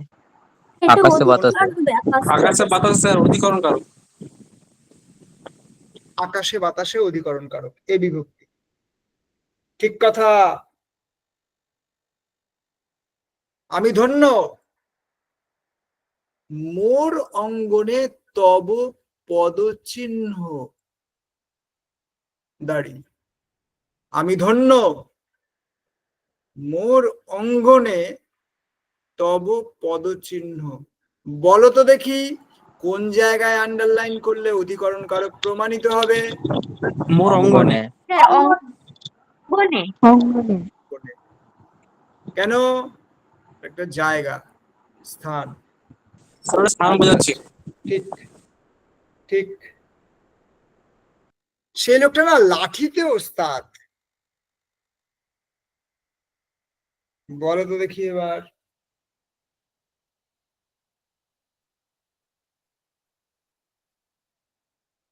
লোকটা লাঠিতে ওস্তাদ, লোকটা পাশা খেলায় ওস্তাদ। কোন কারক? লাঠিতেই হবে। কোন কারক? অধিকরণ। আমি চাইছিলাম সবাই কর্মকারক বলুক, আর আমি বকা দিতে শুরু করি। সবাই কর্মকারকই বলবে, এটা সবাই বলবে, কর্মকারকই বলবে। কিসে পটু? লাঠিতে। কিসে দিয়ে প্রশ্ন করলে তো স্যার লাঠি আসছে, কর্মকারকই তো হয়। এটা হচ্ছে বিষয়াধিকরণ। বিষয়াধিকরণ কারক। অর্থাৎ লাঠি, পাশা এগুলো হচ্ছে একটা পেশা, লাঠি খেলা। এই জন্য যদি বলি লোকটা ন্যায় শাস্ত্রে পণ্ডিত, কোন কারক? স্যার বিষয় অধিকরণ। বিষয় অধিকরণ কারক। বিশেষ বিষয় কি বোঝাচ্ছে? বিষয়কে বোঝাচ্ছে। হ্যাঁ স্যার। ছেলেটা গান বাজনায় যেমন, খেলাধুলোতেও তেমন। বলো দেখি কোন কারক? বিষয় অধিকরণ। কোনটা কোনটা? গান বাজনায়, গান পড়াশোনা, বাজনায় আর পড়াশোনা, পড়াশোনা। খেলাধুলো। জানলায় এত ভিড় কিসের? কি চাই? বলো তো কোনটার নিচে আন্ডারলাইন করলে অধিকরণ কারক পাবো? জানালা। কেন? কেন? ওটা একটা স্থান বোঝাচ্ছে। স্থান বোঝাচ্ছে। ঠিক ঠিক। অধিকরণ কারকের তিনটে ভাগ আছে। একটা স্থান অধিকরণ কারক, একটা কাল অধিকরণ কারক, একটা বিষয় অধিকরণ কারক। এরকম মাথায় রাখতে হবে। একটা স্থান, একটা কাল, আর একটা বিষয় অধিকরণ কারক। স্যার আপনি কর্তৃকারক না করিয়ে, কর্মকারক না করিয়ে সোজা অধিকরণ কারকে চলে গেলেন। ওগুলো বাচ্চাদের পড়ানোর সময় কাজে লাগে, বড়দেরকে ওইভাবে পড়ানো হয় না। বড়দের কি করে পড়ানো হয়? শেষের দিক দিয়ে সামনের দিকে পড়ানো হয়। আমি তো এইভাবে করি। আচ্ছা, ঘরেতে ভ্রমর এলো গুনগুনিয়ে। বলো তো অধিকরণ কারক করতে চাই, কোনটার নিচে আন্ডারলাইন করবো? ঘরেতে। স্যার ঘরেতে। ঘরেতে। ঘরেতে। বোঝাচ্ছে। স্থান অধিকরণ। স্থান অধিকরণ কারক। এইবার একটা বিতর্কমূলক কারক দেয় পরীক্ষায়, এবং আমাকেও অনেকে জিজ্ঞেস করে, স্যার তির্যক কারক বলে একটা কারক আছে, আপনি শুনেছেন নাম? হ্যাঁ, ওই ব্যাপারটা কি একটু বলুন তো দেখি। তির্যক কারক দেখতে পাই যেন। তির্যক কারক, তির্যক কারক বলে একটা কারক আছে। তির্যক মানে বাঁকা। বাঁকা কারক আবার হয় নাকি? হ্যাঁ হয়, তির্যক কারক। এইবার সেই তির্যক কারক কি কি দেখি। খুব আনকমন কিন্তু তির্যক কারক। তির্যক কারক যে বিভক্তি চিহ্ন একাধিক একাধিক, মনে পড়লো তাই করিয়ে দিচ্ছি এটা, যে বিভক্তি চিহ্ন একাধিক কারকে, মানে একটা বিভক্তি চিহ্ন একাধিক কারকে নানা রকম ভাবে ব্যবহার করা হয়, বাঁকা ভাবে, সোজা ভাবে, সব রকম ভাবে। যে বিভক্তি চিহ্ন একাধিক কারকে ব্যবহৃত হয় তাকে তির্যক কারক বলে। যে বিভক্তি চিহ্ন একাধিক কারকে ব্যবহৃত হয় তাকে তির্যক কারক বলে। তির্যক, তির্যক কিরকম কেসটা?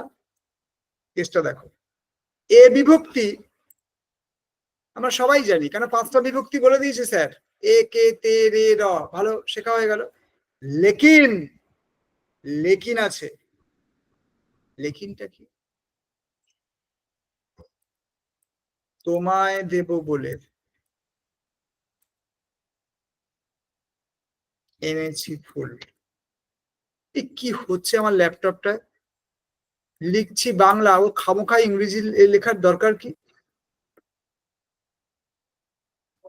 তোমায় দেব বলে এনেছি ফুল।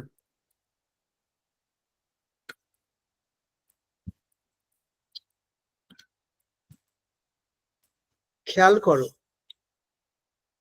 এই যে লিখলাম, ভারী সমস্যায় পড়লাম। দাঁড়াও,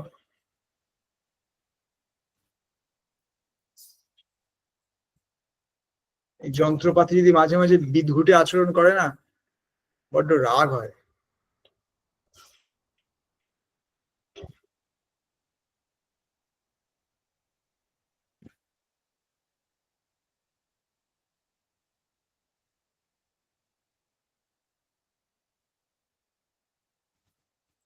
কেসটা দেখো,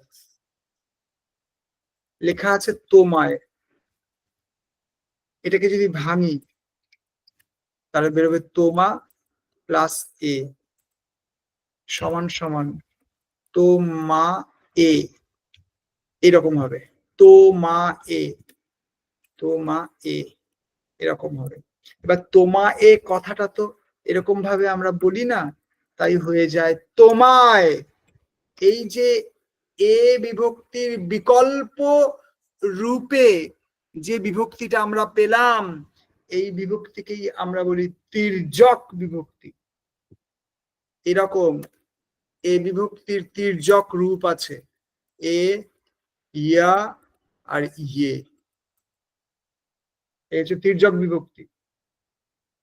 র বিভক্তি আছেই, জানি আছে, কিন্তু হঠাৎ করে পার্থ যখন বলবে স্যার এর বিভক্তি হতে পারে, হ্যাঁ হতে পারে, তাহলে ওটাকে কি বলবো?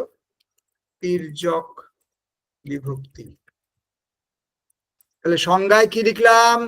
যে বিভক্তি চিহ্ন একাধিক কারকে ব্যবহৃত হয়, একাধিক কারকে একাধিক রূপে, সেটা লিখিনি, লিখে দিই, একাধিক কারকে একাধিক রূপে, তাকে তির্যক কারক বলে। বুঝলে কি বুঝলে না?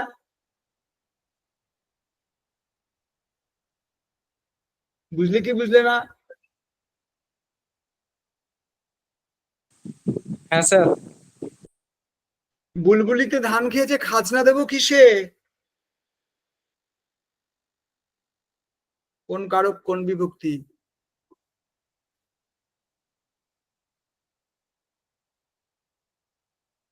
বুলবুলিতে নিচে আন্ডারলাইন করা আছে। কর্তৃকারক। কর্তৃকারক কোন বিভক্তি? এ বিভক্তি। এ বিভক্তি। কর্তৃকারক এ বিভক্তি। যেমন এ বিভক্তি তো এ বিভক্তি, হ্যাঁ এ বিভক্তি না স্যার, বুলবুলি তে, তে, তে বুলবুলি, কথাটা হচ্ছে বুলবুলি, তার সঙ্গে যোগ হয়েছে তে, তে বিভক্তি, এই তো তে বিভক্তি। এইবার যদি তে থাকতো, তার বিকল্প হিসেবে এতে ব্যবহার কর, তেটাকে আমরা এতের মতন ব্যবহার করি। কিরকম? তোমাতে, আমাতে, তোমাতে,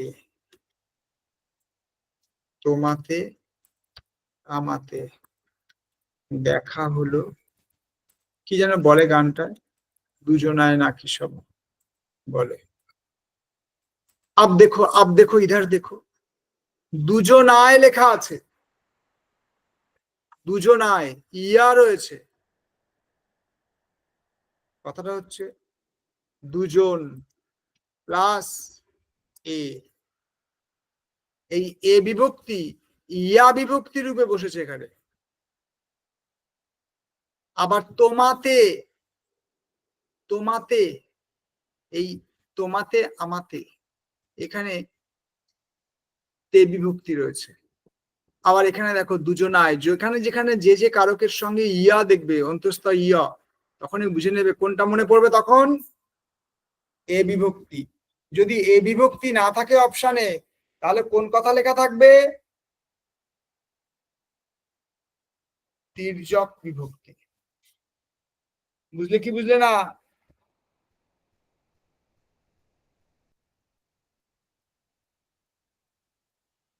হ্যালো, শোনা যাচ্ছে?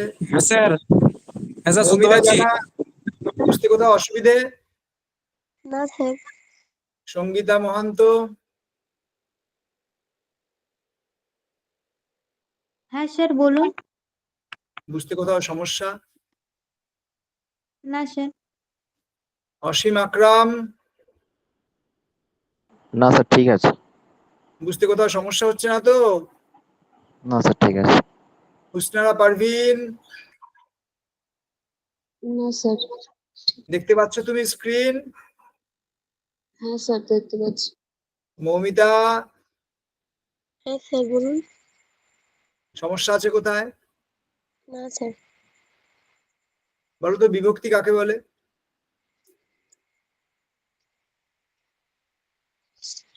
স্যার পদের সঙ্গে যখন যোগ হয় তখন তাকে বিভক্তি হয়।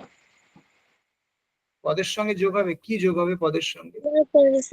বিভক্তি হলো এক প্রকারের চিহ্ন, বর্ণ বা বর্ণ সমষ্টি যা শব্দকে পদে পরিণত করে। ঠিক, এবার ঠিক আছে।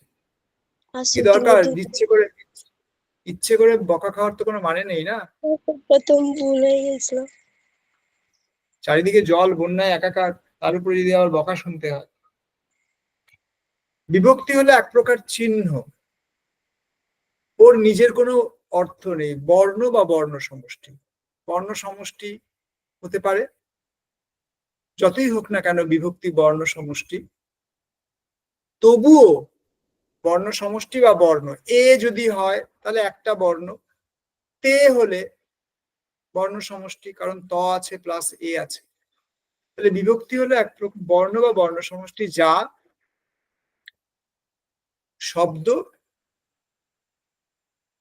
শব্দের সঙ্গে যুক্ত হয়ে তাকে পদে পরিণত করে।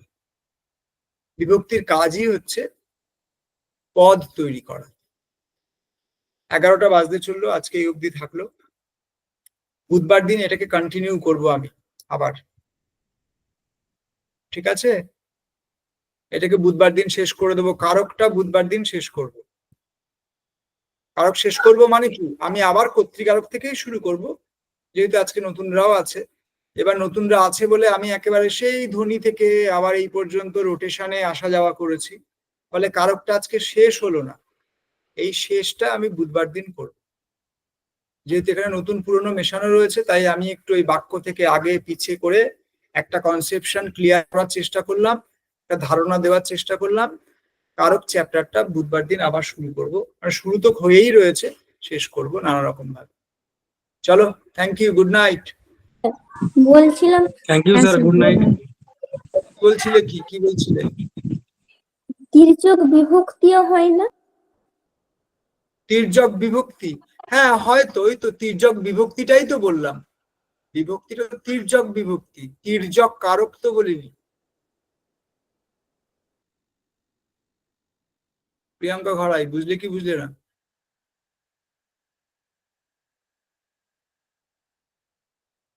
হ্যালো, স্যার আপনি লিখেছেন তির্যক কারক, ওই জন্য স্যার কনফিউশন কারো হচ্ছে। লিখেছে ও তির্যক বুঝতে পারি। বিভক্তি, হ্যাঁ হ্যাঁ তির্যক বিভক্তি, তির্যক কারক তো হয় না, তির্যক বিভক্তি। ও তাহলে টাইপ করে লিখে ফেলেছি, এই তো তির্যক বিভক্তি দেখতে পাচ্ছি, র আর এর এর পাশে তির্যক বিভক্তি। হ্যাঁ স্যার, স্যার আর একটু তুললে পাবেন। ও একটা জায়গায় লিখে ফেলেছি না? প্রথমের দিকে লেখা আছে। হ্যাঁ স্যার, ও সংজ্ঞাটা যেখানে দিয়েছেন সেখানে ব্যবহার করেছেন তির্যক কারক। ও তাহলে ওটা হবে, ওটা ভুল লিখেছি আমি। তির্যক বিভক্তি, তির্যক কারক হয় না। এইখানটা একটু বুঝতে পারিনি কোনখানটায়? স্যার। ওই যে তোমারতে আমারতে দেখা হলো দুজনায়, তো তোমারতে তে বিভক্তি, আমারতেও তে বিভক্তি, হ্যাঁ তারপর কি বলুন ওটা আর বুঝতে পারিনি। তারপরে না, ওটা একটা বাক্য লিখলাম, বাক্য লিখে আমি দেখাতে চাইলাম যে বিভক্তি ডিরেক্ট যেভাবে থাকে, সরাসরি ভাবে থাকে, যেটা হলো তোমাতে আমাতে, এখানে তে বিভক্তিকে আমরা সরাসরি ভাবে চাচ্ছি, কিন্তু পরে আমরা একটা সংখ্যাবাচক পাচ্ছি দুজনায়। অ্যাকচুয়ালি কথাটা হচ্ছে দুজন, দুজন প্লাস এ, ঠিক আছে? এই এটা তির্যক আকারে ব্যবহৃত হয়ে অন্তস্তীয় বিভক্তিতে পরিণত হয়েছে। যেখানে তোমাতে আমাতে সরাসরি বিভক্তি পাচ্ছি, সেই বিভক্তি দুজনার মধ্যে নেই, দুজনায় রয়েছে। ওই দুজনায়ের বেলায় যদি বলা হয় এই দুজনায়, এখানে কি বিভক্তি, তখন তোমায় লিখতে হবে এ বিভক্তি, কারণ অন্তস্তীয় বিভক্তি বলে কিছু হয় না। তখন যে যে পদের সঙ্গে ইয়ার বিভক্তি আমরা খুঁজে পাই সেগুলো বাস্তবে হচ্ছে তির্যক বিভক্তি।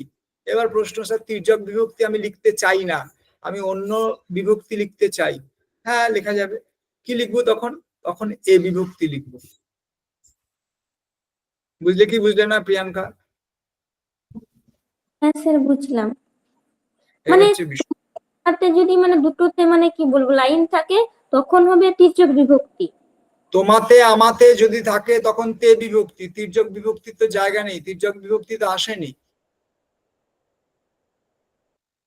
তোমাতে আমাতের নিচে আন্ডারলাইন করা, তাহলে এখানে কি বিভক্তি লিখবো? তে বিভক্তি লিখবো, এখানে তো তির্যক বিভক্তি নেই। কিন্তু যদি লেখা থাকে তোমায় পাবো বলে, এই তোমায় নিচে আন্ডারলাইন করা আছে, তখন আমি কি লিখবো? তখন কোন বিভক্তি লিখবো? স্যার তখন তাহলে হবে তির্যক বিভক্তি। তাই তাছাড়া আর উপায় কি? যদি তির্যক বিভক্তি কেউ না লেখে তখন কি করবে সে? শূন্য বিভক্তি লিখবা। না, শূন্য বিভক্তি লিখবে কেন? এ বিভক্তি লিখবে। এ আসবে তো। শূন্য বিভক্তি এই কারণ শূন্য বিভক্তি তো কখনো হবেই না, শূন্য বিভক্তি একমাত্র অয়ের বেলায় হয়, আচ্ছা আচ্ছা শূন্য বিভক্তি হবে না কখনো। আমি যে এই যে ভেঙে লিখলাম, আসল কথা হচ্ছে তোমা, মানে তুমি, তোমা, তার সঙ্গে এই যে এ যোগ হয়েছে, এই যোগ হয়ে সন্ধির নিয়মে আমরা তোমায় বলি। বুঝলে কি বুঝলে না? একদম ঠিক আছে। সেই জন্য আমরা বললাম তোমায় পাবো বলে দাঁড়ি। এবার তোমায় নিচে আন্ডারলাইন করা আছে, এবার আমরা কি লিখবো, কোন বিভক্তি লিখবো? উত্তর হচ্ছে এ বিভক্তি। এ বিভক্তি, কারণ অন্তস্তীয় বিভক্তি হয় না। অন্তস্তীয় বিভক্তি হলো এ বিভক্তির একটা তির্যক রূপ, অন্তস্তীয় বিভক্তিটা হলো এ বিভক্তির একটা তির্যক রূপ, সেই জন্য ওকে তির্যক বিভক্তিও বলে। এবার অপশনে তির্যক বিভক্তি লেখা নেই, অপশনে লেখা আছে এ বিভক্তি। এবার তুমি ভাবছো আমি তো কোথাও এ বিভক্তি খুঁজেই পেলাম না, আরে ওইটাই তো এ বিভক্তির একটা বিকল্প দেয়া রয়েছে, অন্তস্তীয় জ ইয়া। বুঝলে কি বুঝলে না? হ্যাঁ স্যার এবার বুঝতে পেরেছি। এই হচ্ছে কেস। চলো, good night. Thank you sir, good night. Thank you, good night. Good night.